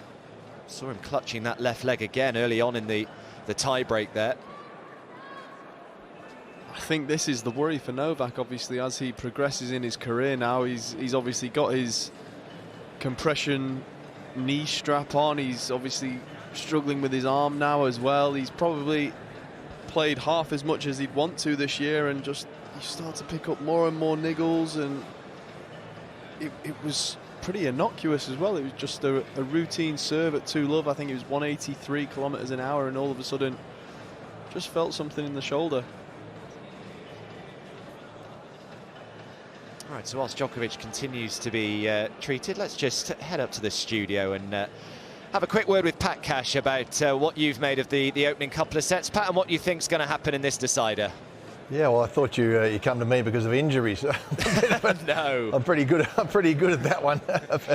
But yeah, it was. Yeah, it looked like Sinner sort of had a bit of control there for a while. I thought in the middle of the second set, after he got the break back, I thought, oh, Novak's in a bit of trouble, because he just hitting through Djokovic almost with ease at times. But this man is just the tie-break king, isn't he? He's got to the tiebreaker and just knuckles down. He seems to make returns that he gets serves back that shouldn't be able to get back. He applies the pressure.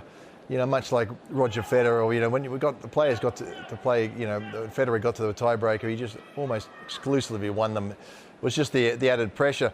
So a great tiebreaker from Novak, and as you guys have been saying, he's getting better all the time. And it was about weathering the storm early on in the match while he got used to the courts, and you know, some of his returns were just floating long, and it didn't quite have his eye in. You know, faster conditions, the ball flying through. But now he's nicely settled. You know, it's really anybody's game, isn't it? It's a bit of a toss of the coin, I'd say, at this stage. Yeah, very difficult to predict. So thanks to Pat, and Djokovic has got his treatment, and it is going to be the 24-time Grand Slam champion to start us off in this decider.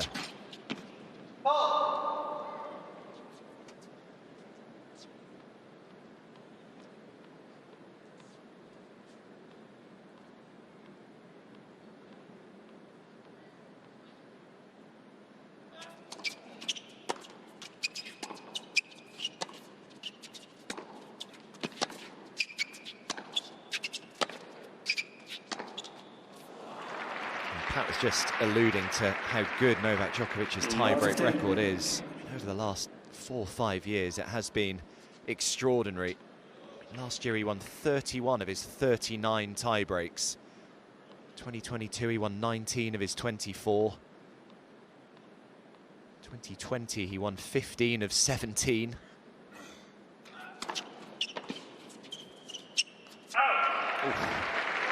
That didn't miss by much. 15-all. Having a little chuckle there. I'm sure his heart was in his mouth for a second then.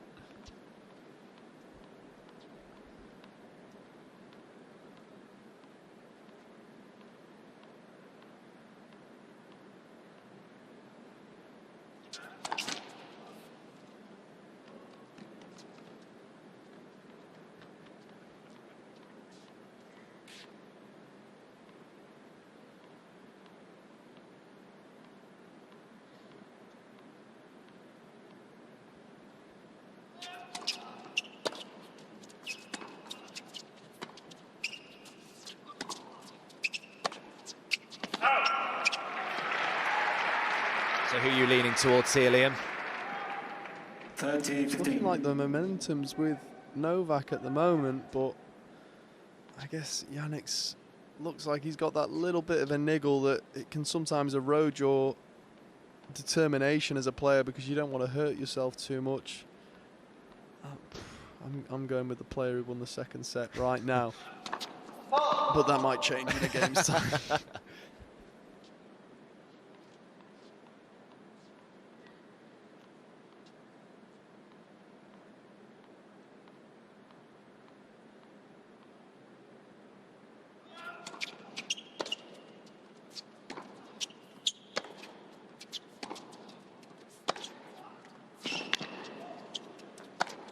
God, it's heavy hitting from Sinner. I'm going to Sinner.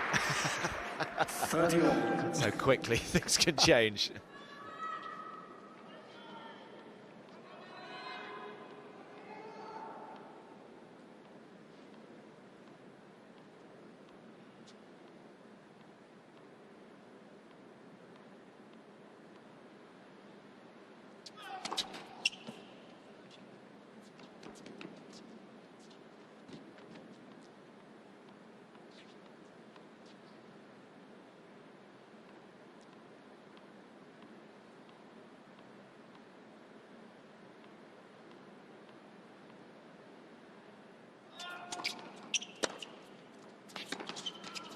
Just took a little bit more time before delivering that second serve.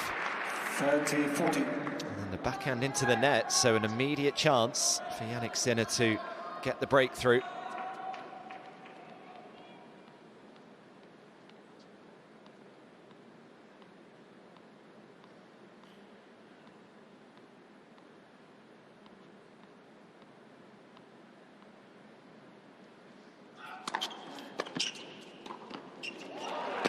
Yeah, what a play from Djokovic. Perfect first serve and a pretty simple volley.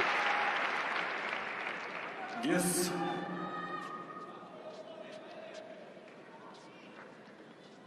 I was worried he was going to be a little bit casual on that volley as well, but just about worked out. If you can get those short volleys going, then it doesn't often give the player a chance to hit the pass.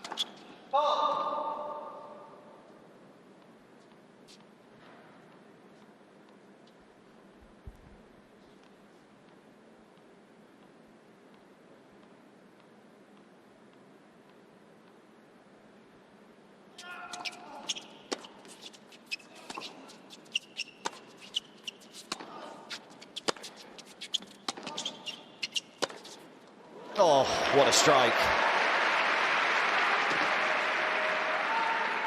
Advantage Sinner.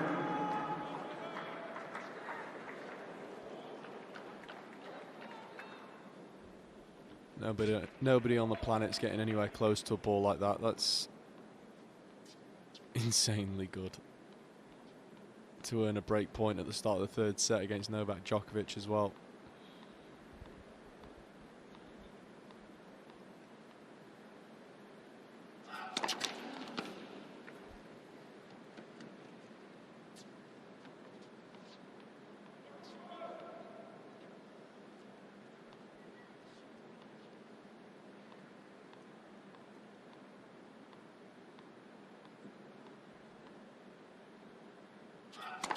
Let. Second service. Again, just a few more bounces of the ball from Djokovic before delivering that second serve. Went big with it again. Nearly 190 Ks.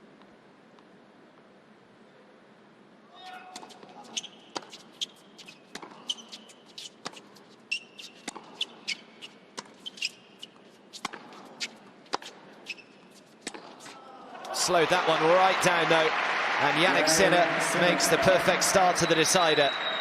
Breaks immediately to lead 1-love.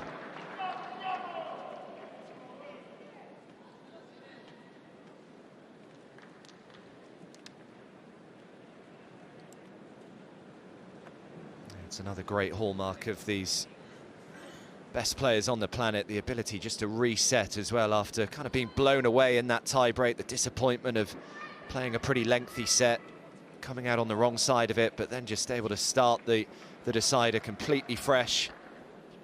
Yeah, definitely. I mean, to lose a tiebreak 7-love and then just come out, start the third and just instantly apply that pressure to Novak when he's probably hoping Jannik might be wobbling a little bit and letting his niggle in his leg get on top of him.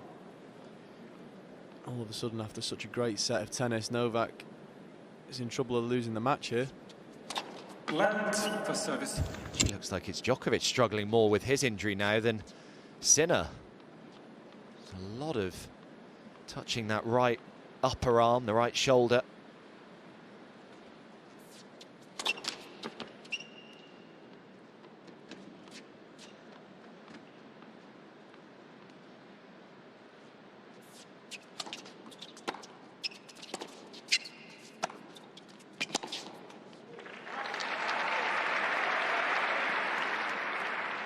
Love 15.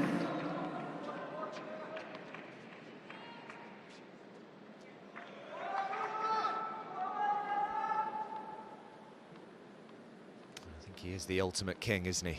Novak Djokovic. Will anyone surpass the 24 Grand Slams? And he's not done yet, of course. Could be even more.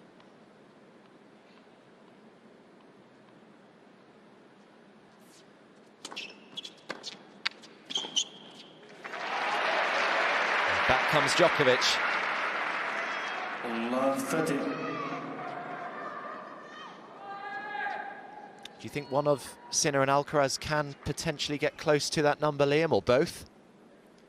It's so easy to get carried away with the comparisons, isn't it? But it's just so difficult. Alcaraz has done so well to win 4 slams already by this age. And now Sinner looks like the heir apparent himself, 2 slams out of 4 this season. 30. But to do what Novak's done, how many? 24? I've 24, lost count.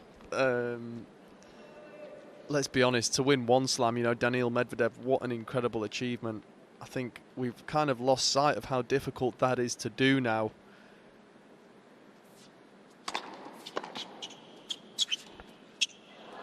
And that's due to the greatness of the man down the far end of the court, 50, Rafael Nadal 40. and Roger Federer. They've done things that I'm not sure will ever be done again. I guess this next generation we're going to witness whether it's possible to continue to do it with other players.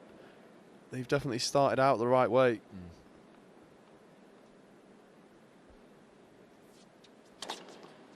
30, 40. But for Carlos Alcaraz, he's got to win 2 slams a year till he's 31 now to equal Novak. So, I mean, the longevity is just incredible, and that's taking injuries into account, illness, you know, potential bad matches. It's just ridiculous. There's no doubt they have the game to do it, but I think there are probably a few players throughout history that have had the game to be able to win that many slams and haven't done it. It's when the game, that perfect storm of the greatness of the mentality and the talent that come together and create what we're seeing and have seen. So Djokovic breaks back. But yeah, if you take Djokovic out of it, if he does retire in the next few years, and when you look around, there's not too many players that are even close to the kind of level we've been seeing from Sinner and Alcaraz over the last year or two. Of course, they split all 4 Grand Slams between the 2 of them this year. Sinner winning in Australia and New York, and Alcaraz winning Roland Garros and Wimbledon. You could see that scenario happening a fair few times.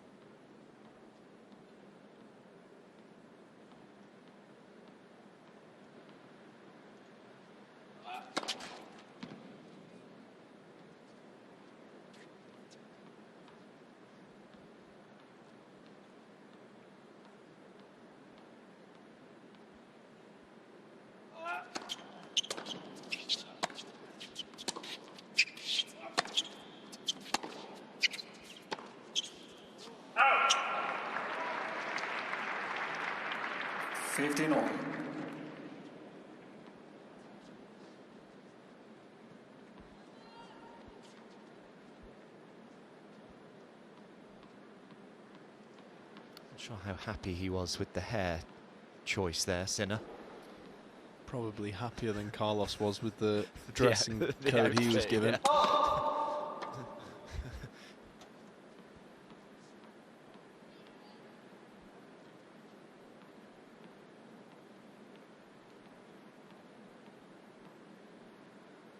Yeah. Left, second service.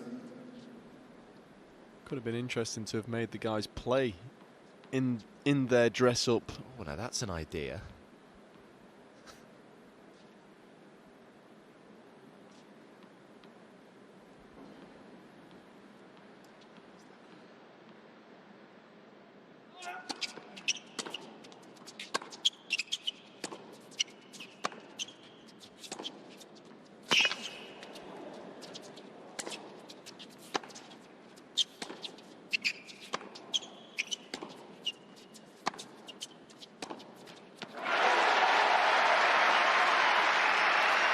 Try to change direction first there, Sinner. That he's hit pretty well today, but just couldn't find the radar on that occasion.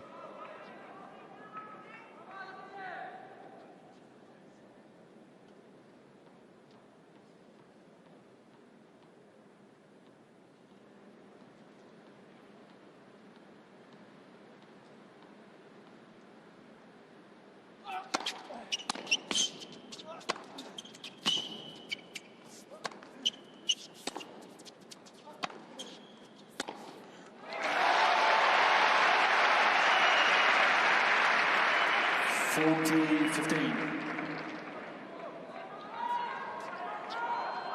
just trying to keep the points a little quicker, Sinner. Trying to get out of them.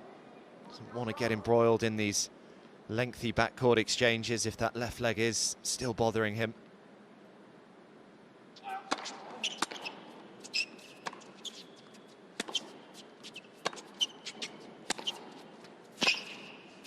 Oh, it's outrageous from Novak Djokovic. Well, he hit one similar to that in the Shanghai final that was just ridiculous. That one not quite as good, but still right up there. Djokovic leads 2-1.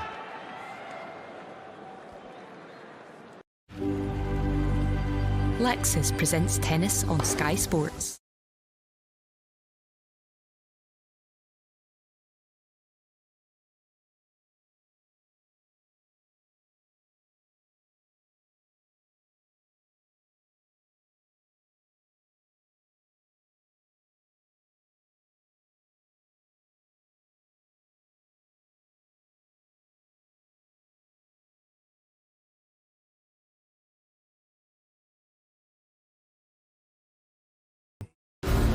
In Texas, the chase is on.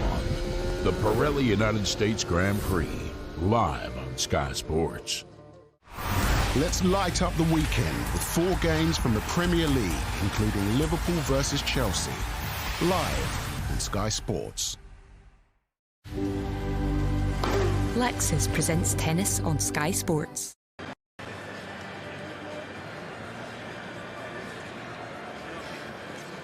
So again, Novak Djokovic just getting a little bit of a working over from the physio during the sit-down. And the good news for him is that it certainly doesn't seem to be affecting him hugely when the points are being played.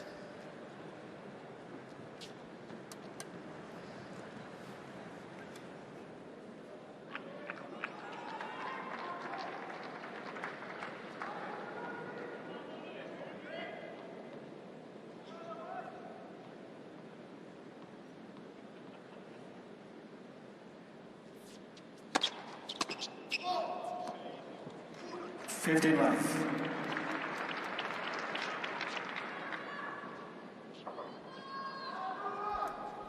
It's not often you see Novak missing a backhand return like that in the slot.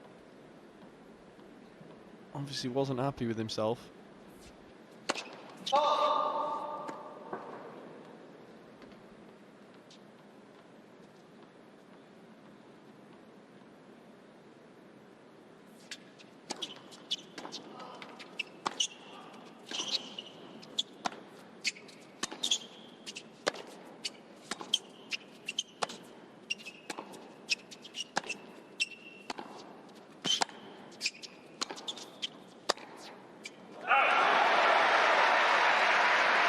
Frustrated hitting that backhand.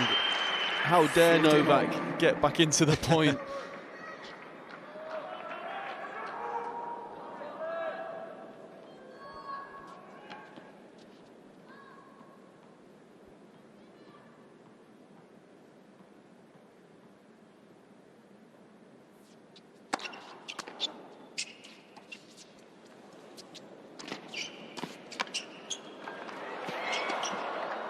Oh, it's just wide.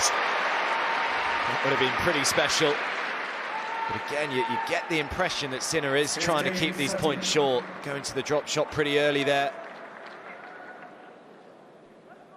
Definitely wasn't the right shot to go for the drop shot. He was almost moving backwards behind the baseline. As a young player, you're taught to use the drop shot more often than not when you're inside the baseline and moving forwards.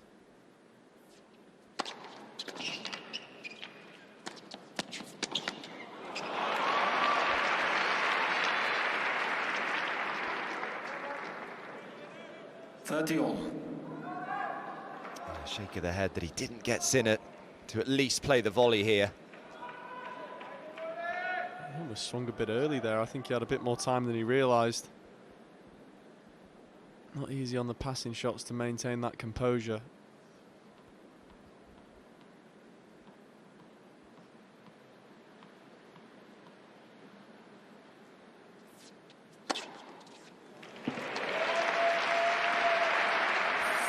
.192 kilometers an hour, wide deuce serve with a slice there, so short up the box. I'm not sure I've seen many players hit that specific serve that big with that sort of shape and accuracy.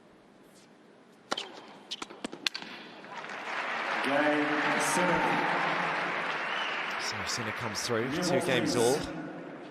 Change of racket for the new balls. 2 games all.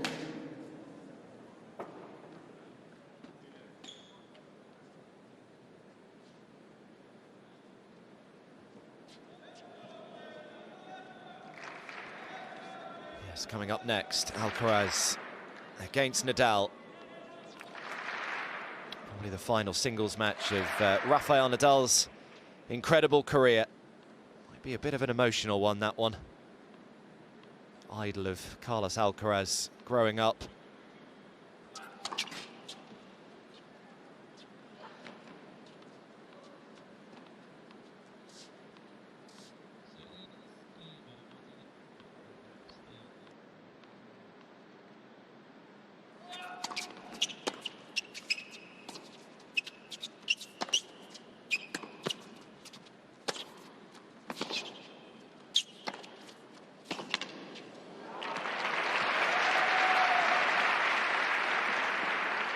Love 15.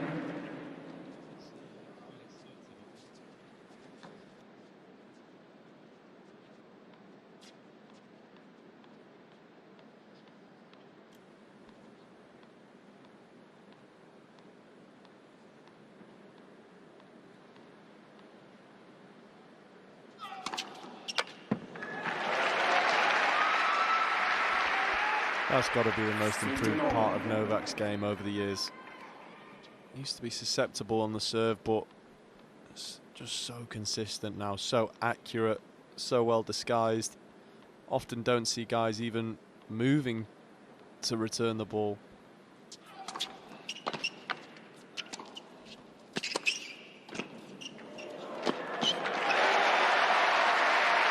Beautiful volley. 30-15.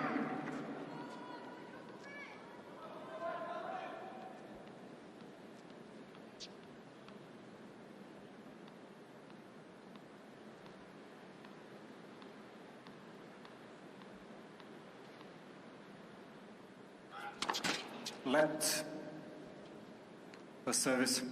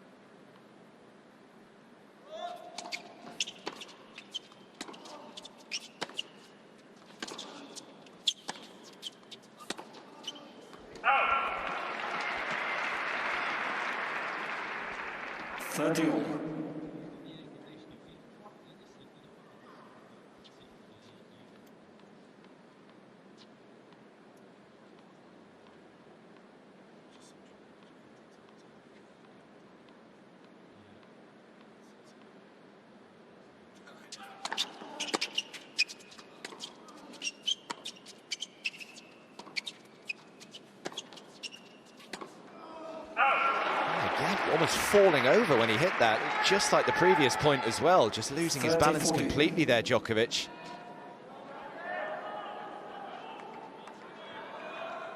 So strange. It just once in a blue moon we see that happen to Novak. Literally the only player on the planet that really happens to. Gonna have to try and lock in here though.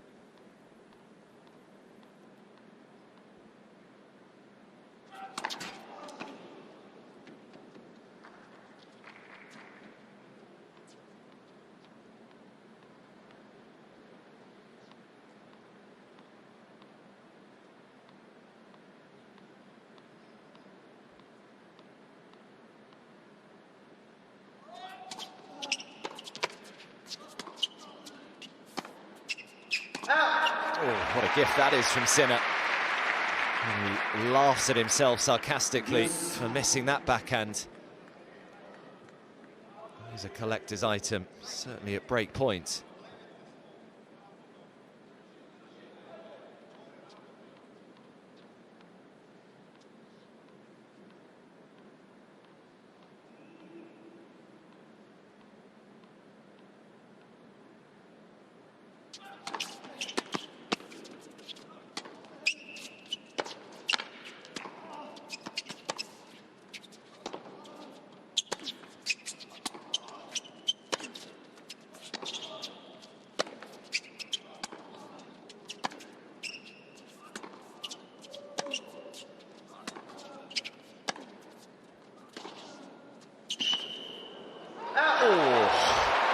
Not far away. It was a low percentage shot from Sinner, but how about that angle that Novak Djokovic found with his backhand?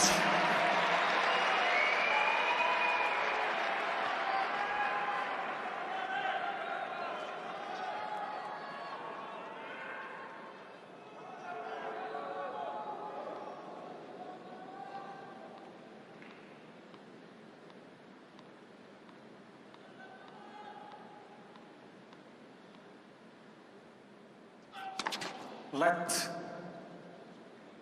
a service.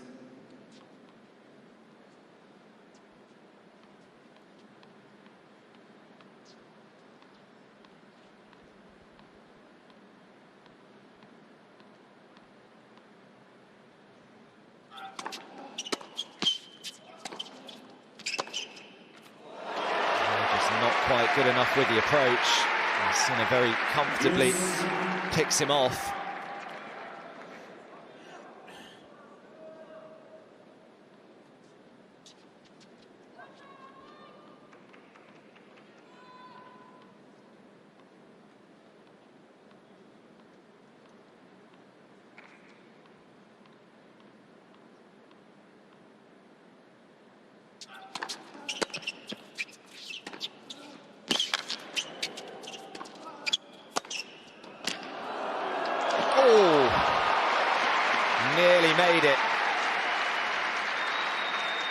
think they both knew that backhand pass was going down the line. Just such a clean striker of the ball, even though Novak knew where it was going. I think he might have tried to approach slightly more down the middle there, Novak, to give Jannik less angle to play with on the pass. Nearly got what he wanted.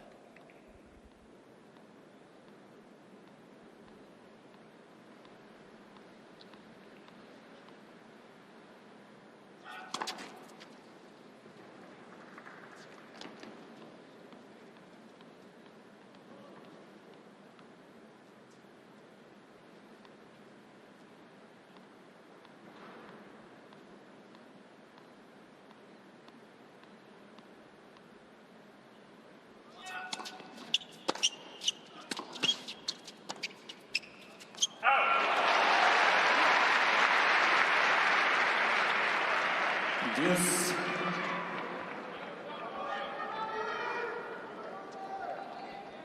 Just enough on that forehand there from Novak to force the error from Jannik. You go back in the direction the player's recovering from, stops them from getting their body weight behind the ball and getting a clean hit on it.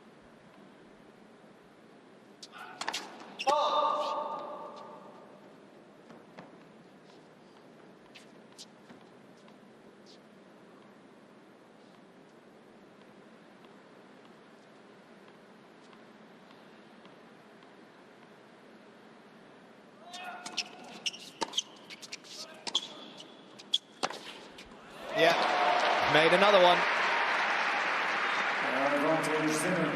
Under constant pressure here, Djokovic. As the server here, Novak's doing all the right things. He's being tough to beat. He's trying to play aggressive, move Sinner around, but Sinner's just got that piece of magic, that spark off the racket. Thank you very much. Can hit a winner from anywhere on the court, and if he just strings two together, and that's the breaker serve right there.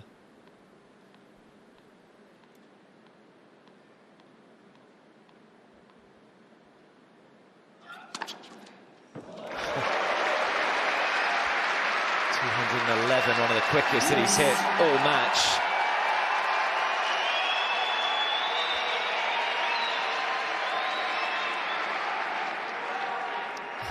Longest game by a distance. Juice number 4.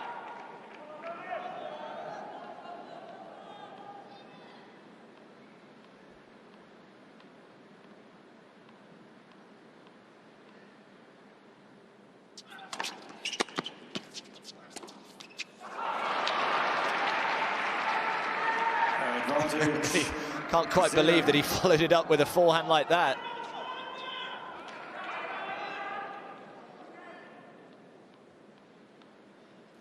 Looked like his mind wanted him to take the ball on, but his body wasn't allowing him. Happens sometimes, get a little bit nervous, racket decelerates.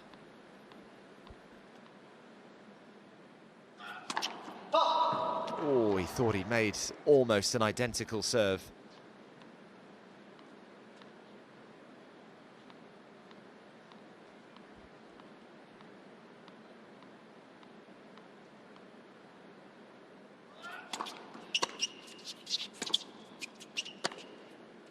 It's another backhand that he's missed on break point, Sinner. What a second serve again. Like you said, Adam, he's been mixing up the bigger serves with the slower second serves. It's so tough to do, but break point down 2-all in the third, 183 into the forehand body. That's what you've got to do against somebody like Jannik, who can just take on those second serves from anywhere in the court.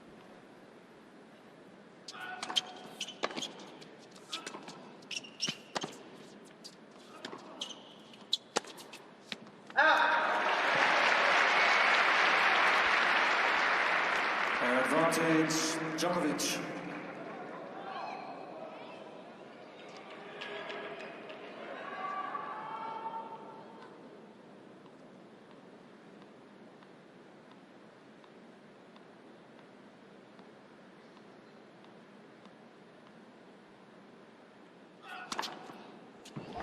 Finds the serve again. What a hold from Novak Djokovic. And the crowd respond as Djokovic continues out in front, 3-2.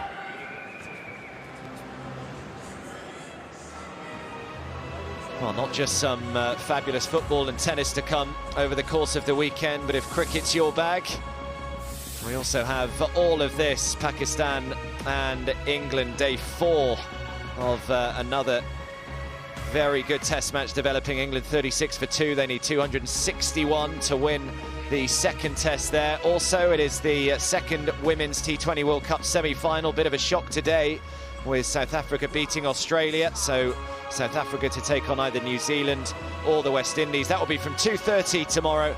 And then on Sunday, it is the Women's T20 World Cup final, 2:30 p.m. on Sky Sports Cricket. So, I mean, you basically need not move from your sofa this entire weekend.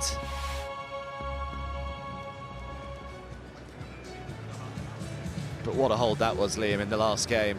I mean, we were kind of thinking before this exhibition started, you know, 24 hours ago, what the motivation was going to be like for these players. I know there's a lot of money at stake, but you can tell that all of them really want to win out here. Oh, 100%.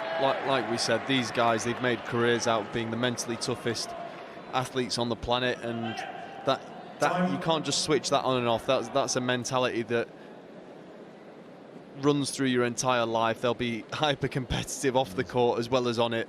I've seen these guys playing card games in the players' lounge. Every facet of their life becomes a competition, so they don't just go to an exhibition and throw the towel in because it's an exhibition. It's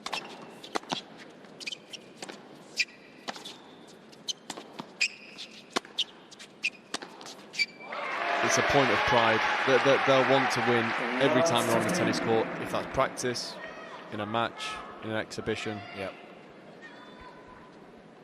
And both players would have had excuses to almost check out of this match. We saw Sinner struggling certainly early on with that leg injury, and Djokovic with the right shoulder.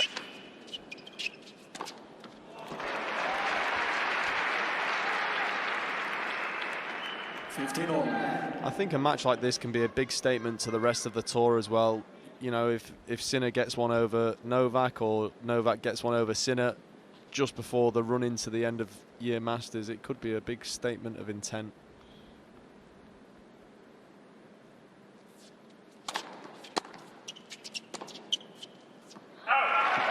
And whether people want to say it's an exhibition or not, you can see who's playing well, and this man here, Jannik Sinner, was on absolute fire yesterday. Yep. And I think that goes to show how well Novak's playing today as well, to be running it this close.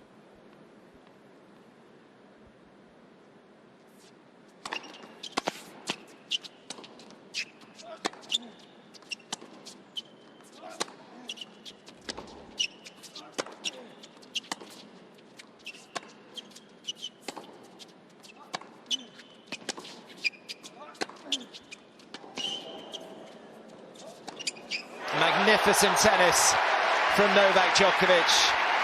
How often do you see it in this sport? In the last game, Djokovic has to save a number of break points, and then in the very next game, Djokovic has a couple of chances of his own to go a break in front.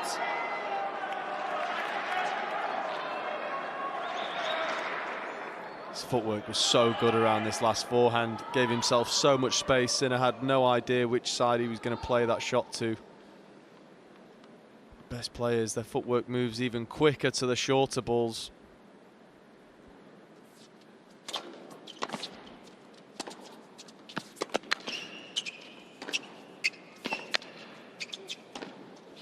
That is beautifully saved.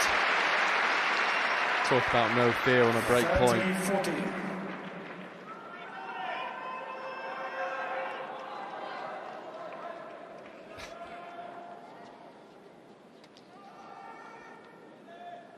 Too good.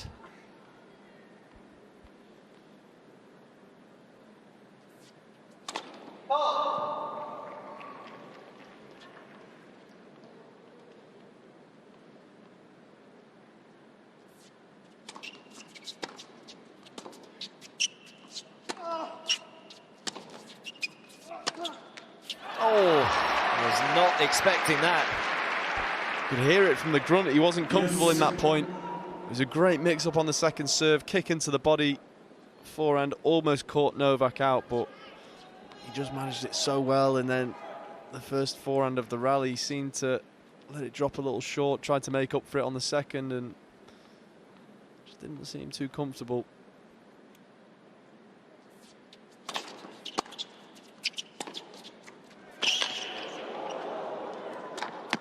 Just an unbelievable inside-out forehand. Didn't have too much angle to work with there, Sinner. Advantage, Sinner.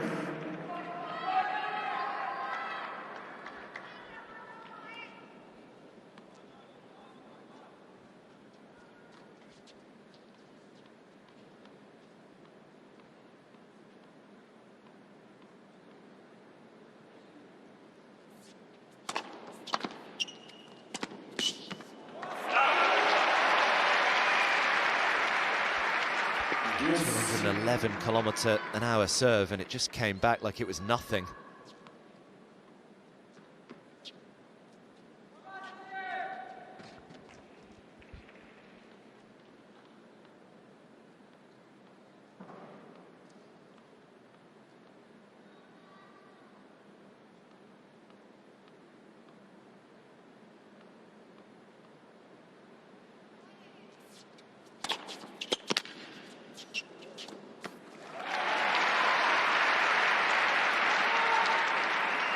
That was such a good return. 203 km/h up the tee, bang on the line, end range, still managed to find the court and get it low, and Jannik just stayed so low in his legs there. Could have gone either way. It's just so tough to play against.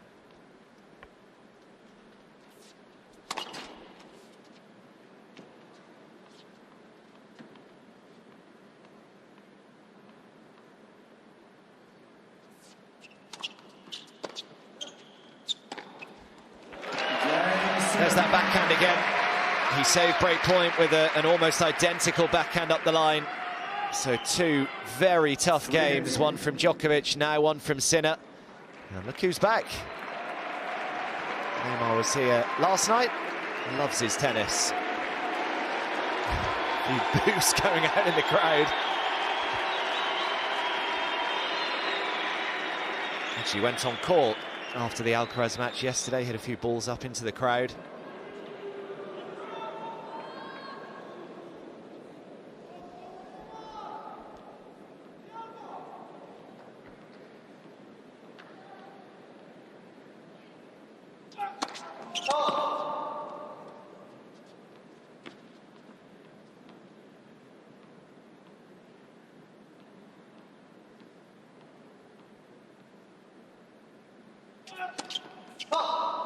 Love 15.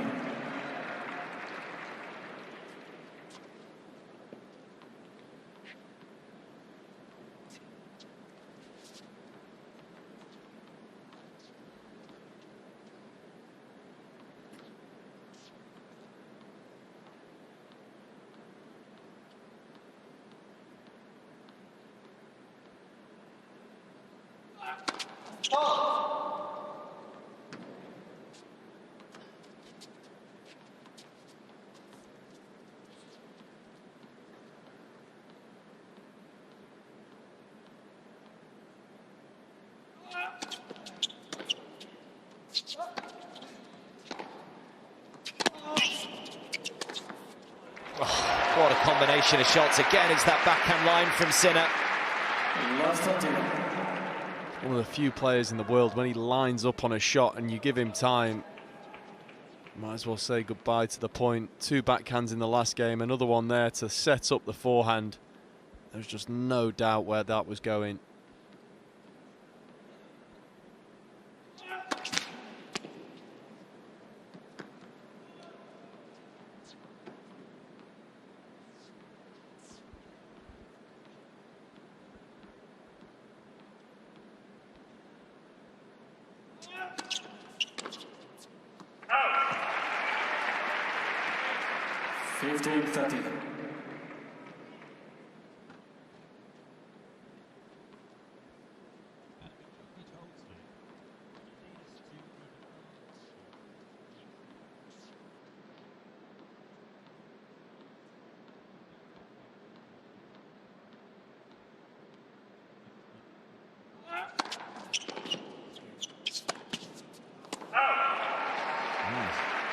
A loose one from Djokovic. 15-14. More break points for Jannik Sinner.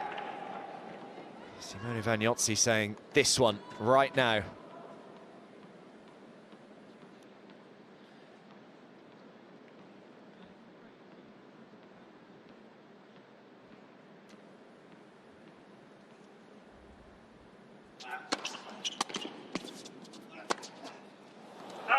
Couple of loose ones in a row for Novak Djokovic, and this time the pressure does tell. Jannik Sinner breaks again in this deciding set to lead by 4-3. Well,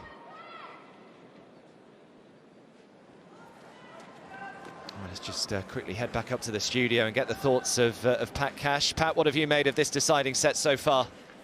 Well, there hasn't been really much in it, has there? I mean, it's obviously a couple of breaks early on, but yeah, Novak just occasionally just thrown in a poor game. He did that in the second set. He's up a break and he's sort of 4 balls out. You know, it's there's certainly not much in this match at all. But you know, the guy who's played a few more matches in recent times and in pretty hot form, it makes a difference in the concentration. I know Novak's played so many matches under pressure and played a great tiebreaker, but. Yeah, there's certainly not. I think Novak will feel there's an opportunity for him to break back here with his returns. He's slapped a few beautiful winners. That Sinner's been picking out a few backhands down the line, which is not really his favourite shot. He prefers to go cross court, but both players have been trying to get quickly into the forehand side with the backhand down the line. Novak has been patchy with it. Ran pretty hot in the second set with a few of them, and that's a really good shot on this indoor court where the ball stays reasonably low and it's fast through the air. So Novak's got a chance to break back, that's for sure. Okay, thanks, Pat. Pat will be in the commentary box for the next match. Alcaraz and Nadal. Sinner 2 games away from the final on Saturday. Just been lingering at times, haven't they? Those double faults today for the Italian. Yeah, I think that's the one shot today that has looked clearly superior on Novak's side of the court, is that second serve. He's able to pick his spots and just go after it almost like a first serve, whereas Jannik, he's been in and out. He's had some fantastic, even a couple second serve aces with that kicker, and then just loses it a little bit.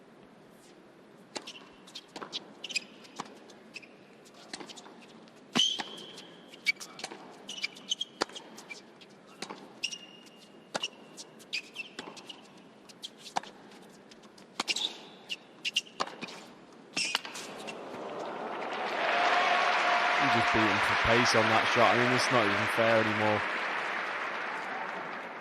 When you've got that much power, I said it earlier, you don't even have to be that accurate. He just almost passed the baseline through the middle of the court, but Novak misread it, and there's enough strength behind the shot that you don't stand a chance.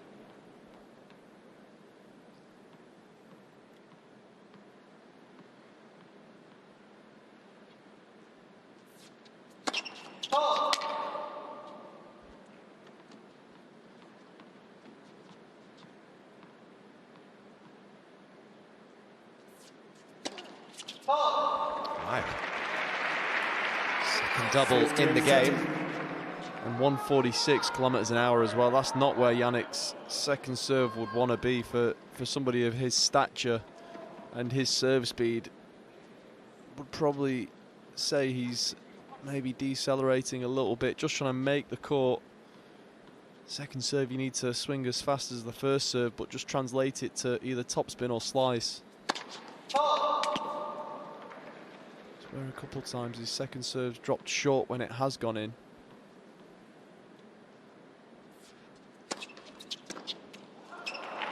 Yeah, much more aggressive through that. 31.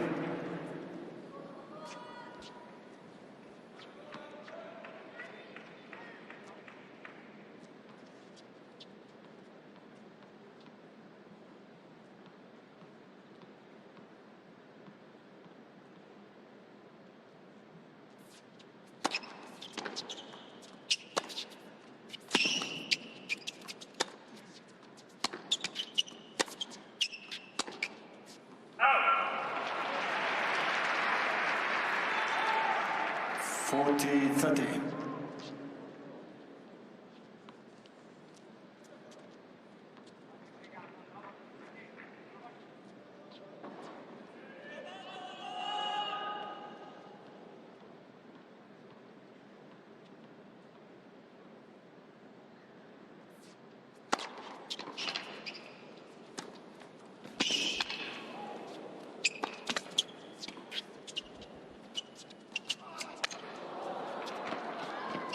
Oh, he was up to it in a flash, Novak Djokovic. It's a strange point from Sinner. It looked so good up until the smash. Just allowing Djokovic back into the point.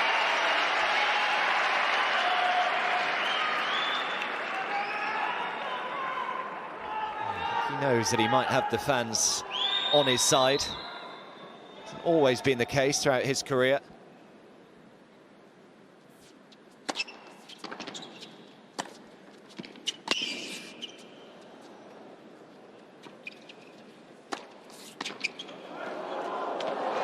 It's wide. Almost looked like he overran the bank smash initially, Sinner.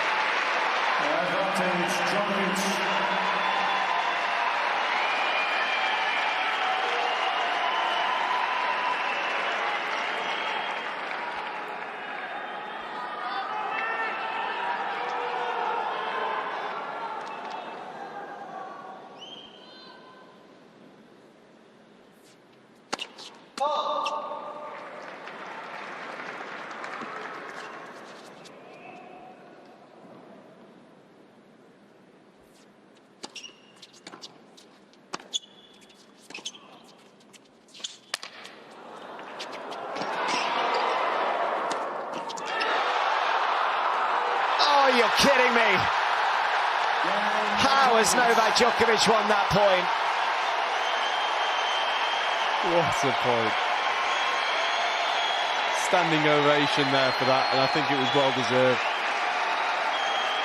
I can't believe he got to the drop shot. He was completely wrong-footed. Could hear his shoes slipping and sliding. And then it opted for the power on the forehand cross-court pass. Novak was aware of what he was trying to do. I mean, that is such a tough volley. Ready to play now. Thank you. Thank you. He's a gladiator, this man. Thank you.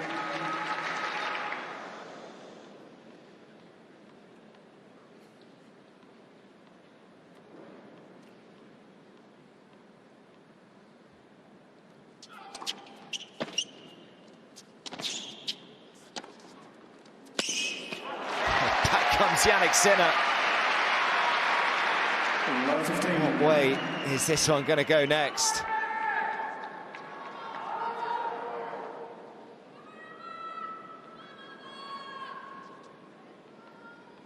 He looks so much better physically now, Sinner, than he did throughout the majority of that first set. He was really struggling. He was limping away after points. He was letting balls go.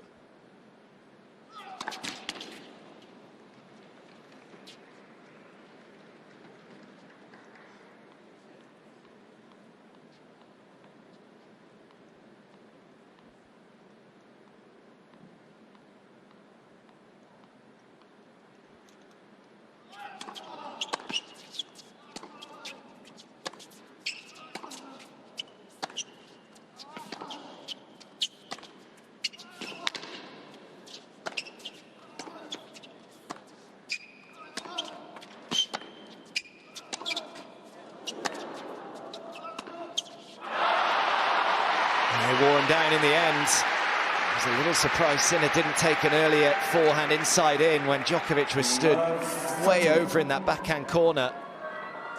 I can't even remember who it was I said was going to win this match now. I think you said both, didn't you?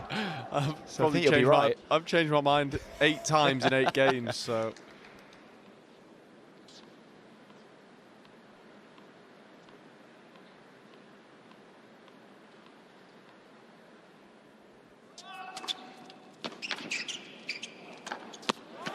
well done. There has been a criticism of Novak Djokovic in his game throughout his career. It's probably been underneath the high ball. Dealt with that one well.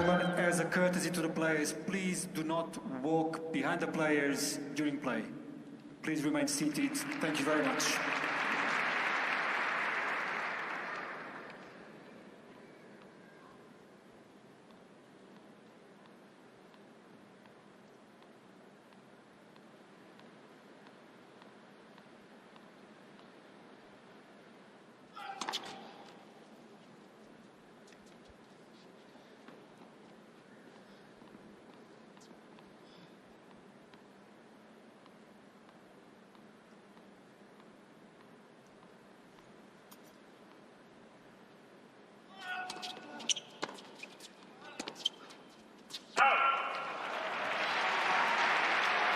Again, that point, the first serve seemed to lose his body position a bit and followed him into the point on the backhand. That's the second or third time we've seen that today.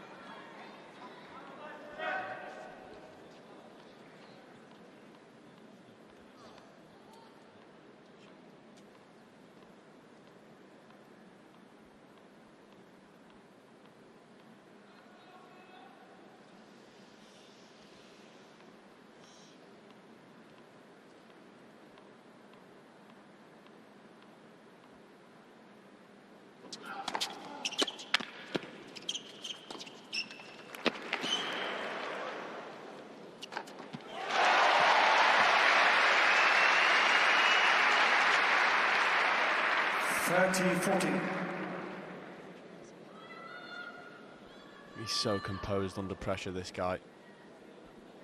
So measured and thoughtful with every shot he plays, especially under pressure.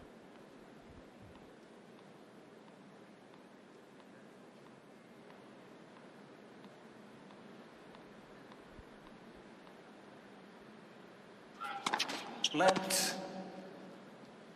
First service.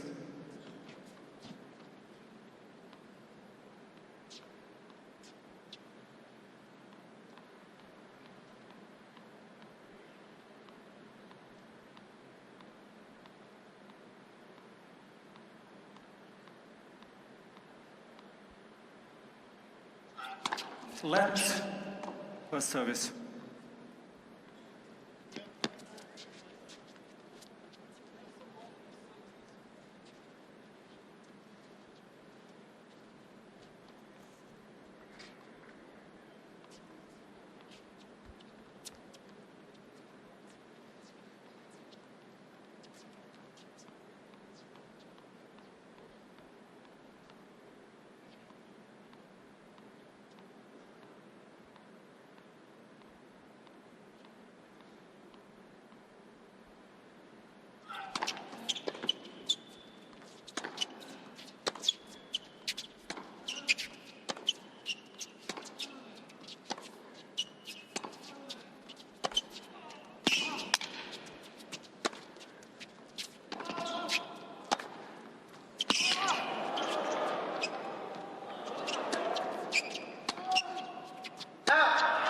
Finally, it does go long. Flirted with the baseline a few times, but that is why Jannik Sinner is the world #1. What a point, right when he needed it.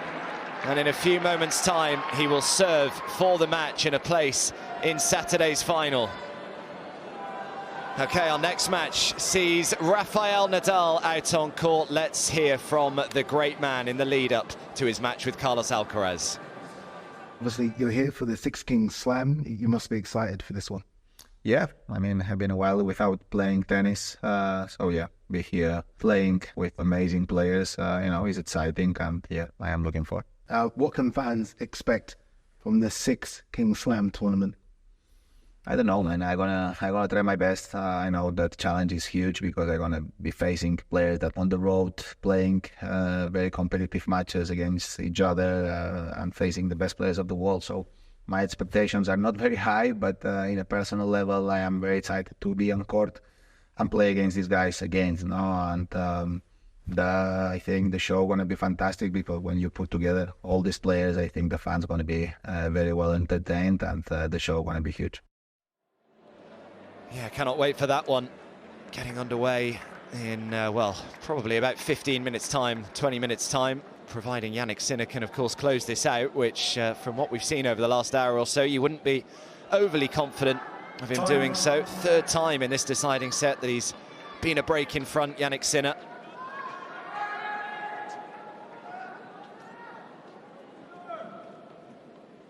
But serving for the match.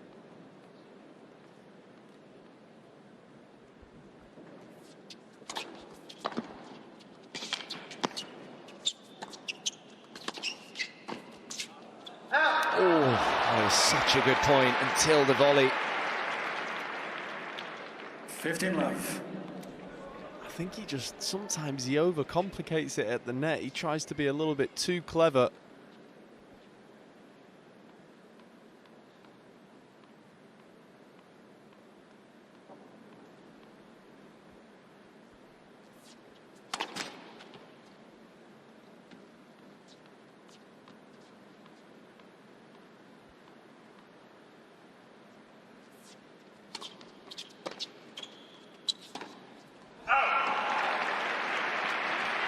First one that we've seen where he's miscued it in the whole match, really, by some way.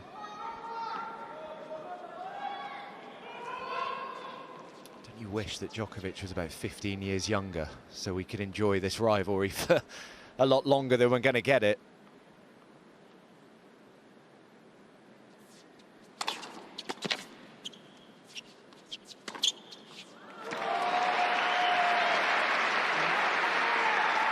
If I was a lines judge, I'd have called that out. I might.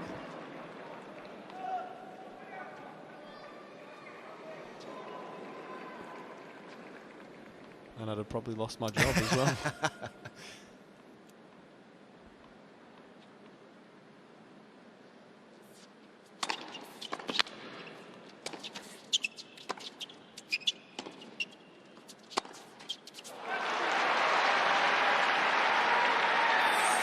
I think Sinner may be the only player that looks for that backhand exchange with Novak Djokovic. There isn't another player on the planet that would feel comfortable with that. It is one of the greatest shots of all time, full stop. And today it's looked like Novak's been the one to check out of that cross-court rally before Jannik has. Well, it's another enthralling battle between Jannik Sinner and Novak Djokovic.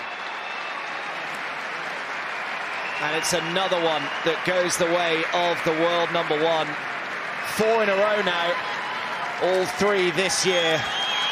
And Jannik Sinner books his spot in the final of the Six Kings Slam that will be played on Saturday. It will either be Carlos Alcaraz or Rafael Nadal.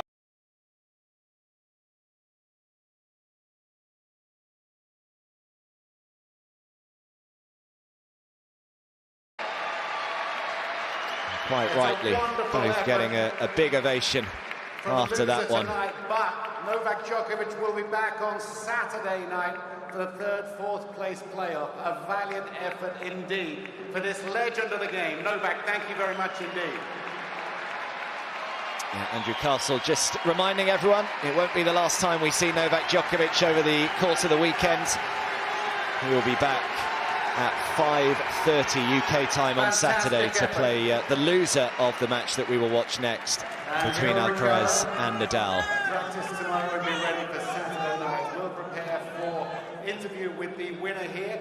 I'd just like to say a very big welcome to Al Hilal's finest, Neymar, with us once again. Oh, now.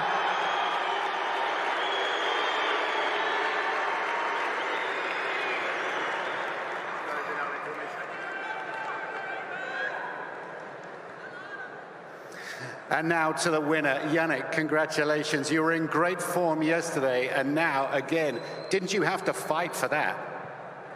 Yeah, I think, we played the final in Shanghai not so many days ago. I feel like, we both were slightly tired, making a couple of mistakes, but, just trying to stay there. And, but we all love to play here. Thanks, everyone, for coming. That's the reason why we are here. And it's an amazing atmosphere. It is truly an amazing crowd. That game at 4-3 where you had a couple of overheads and you lost your serve, you didn't panic at all, did you? Well, maybe from outside, but from inside, yeah, it was a little bit. But it's normal, you know. This game can change so quickly. You know, I had a couple of overheads, you know, but he made some pretty good shots there, and just trying to reset as fast as possible. And obviously happy how I handled the match. And yeah, so let's see what's coming Saturday. But hopefully, you know, it's going to be a great match. That's the reason why we all are here. So hopefully it's going to be a good one. How do you rate this performance? There are people before this event who said the Six Kings Slam, it's an exhibition event. And I don't think they realized just what sort of people and what sort of sportsmen you are. That was a tough match, huh? Yeah, it was a tough match. I feel like, you know, all of us, we tried to raise our level, you know, trying to play every point in the best possible way. Obviously, that's never easy, but yeah, we take it quite serious, you know, just trying to improve our game, you know, also for the next meetings. You know, we know each other quite well now against whoever we play now, and so, yeah, it's we're all trying our best.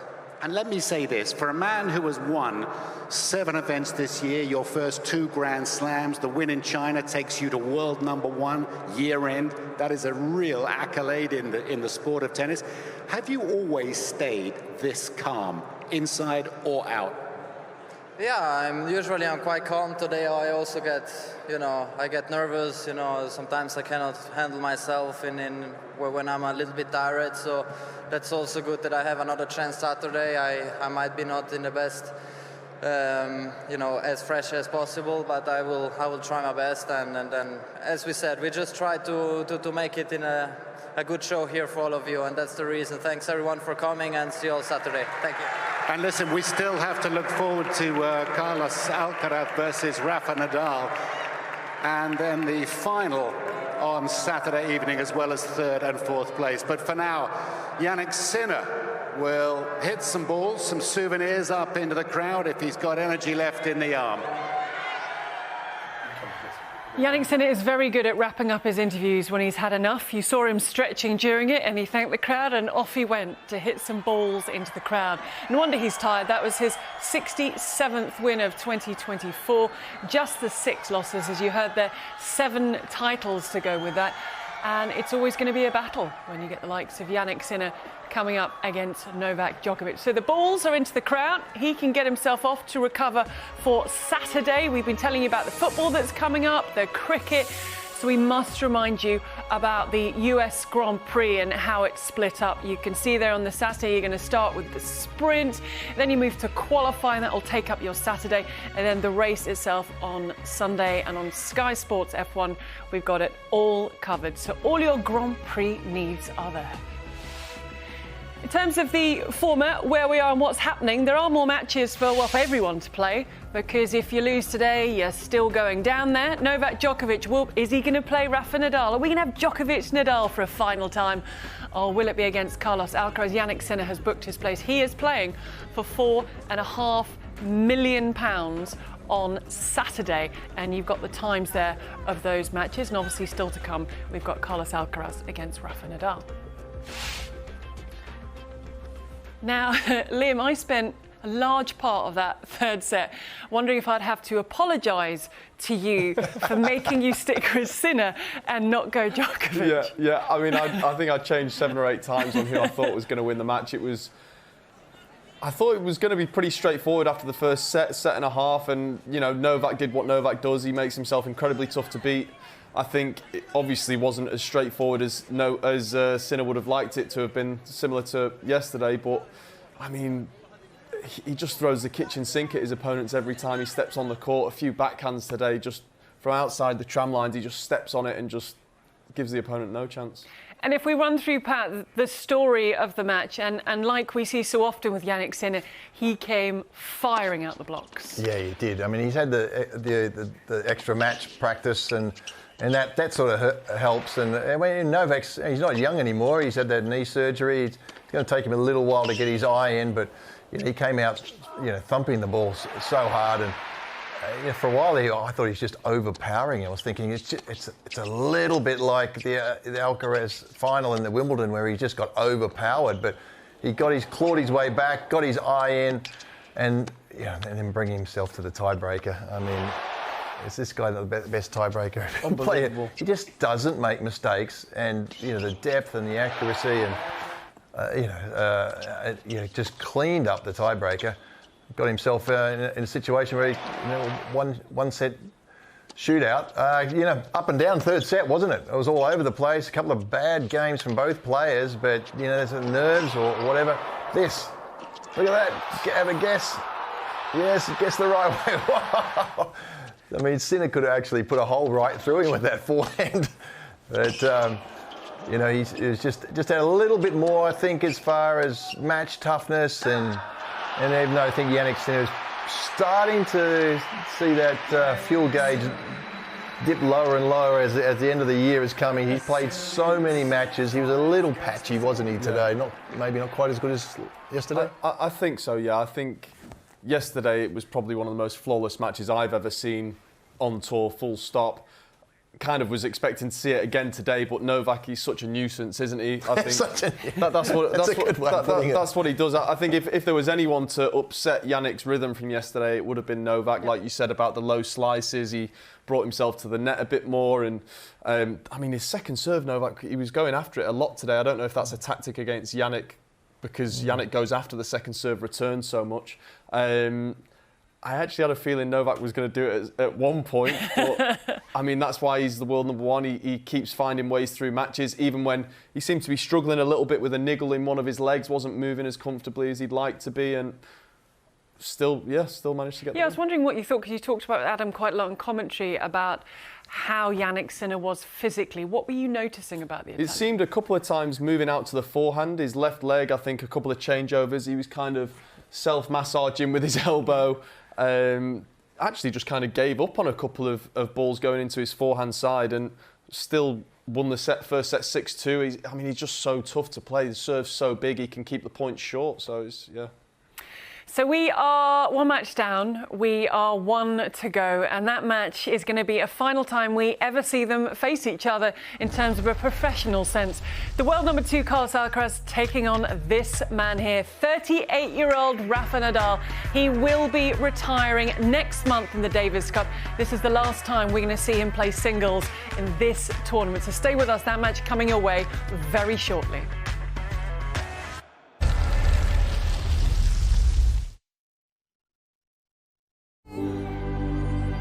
Lexus presents tennis on Sky Sports. Chase is the digital bank that helps you unlock your money's potential. What do you mean? Let me show you. Look at your phone. Time travel. We're still in the kitchen. But it's the future, where you use Chase's budgeting tools to help buy a new coffee machine. And that's not all. We finally made it to Costa Rica. After creating multiple saver accounts, you could track and reach your goals. What else? When you invested through the Chase app, you had expert guidance, letting you plan for your future and his. And his? I've got into uni, Mum. See what your money can do when you spend, save and invest through the Chase app. When you order restaurant food with Delivery Plus Gold, you get 10% credit back, which collects in your app so you can spend more on what you love. Genius. Sign up and start living that Plus life. Delivery Plus Gold. Now, just got even better.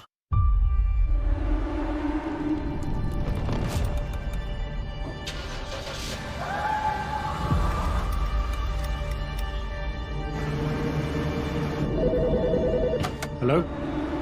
Are you sure? Are you completely sure? I'm 103. Are we ever going to know what really happened? Why is there so much secrecy around this? Your government knew. I will never stop until we know the answer to everything.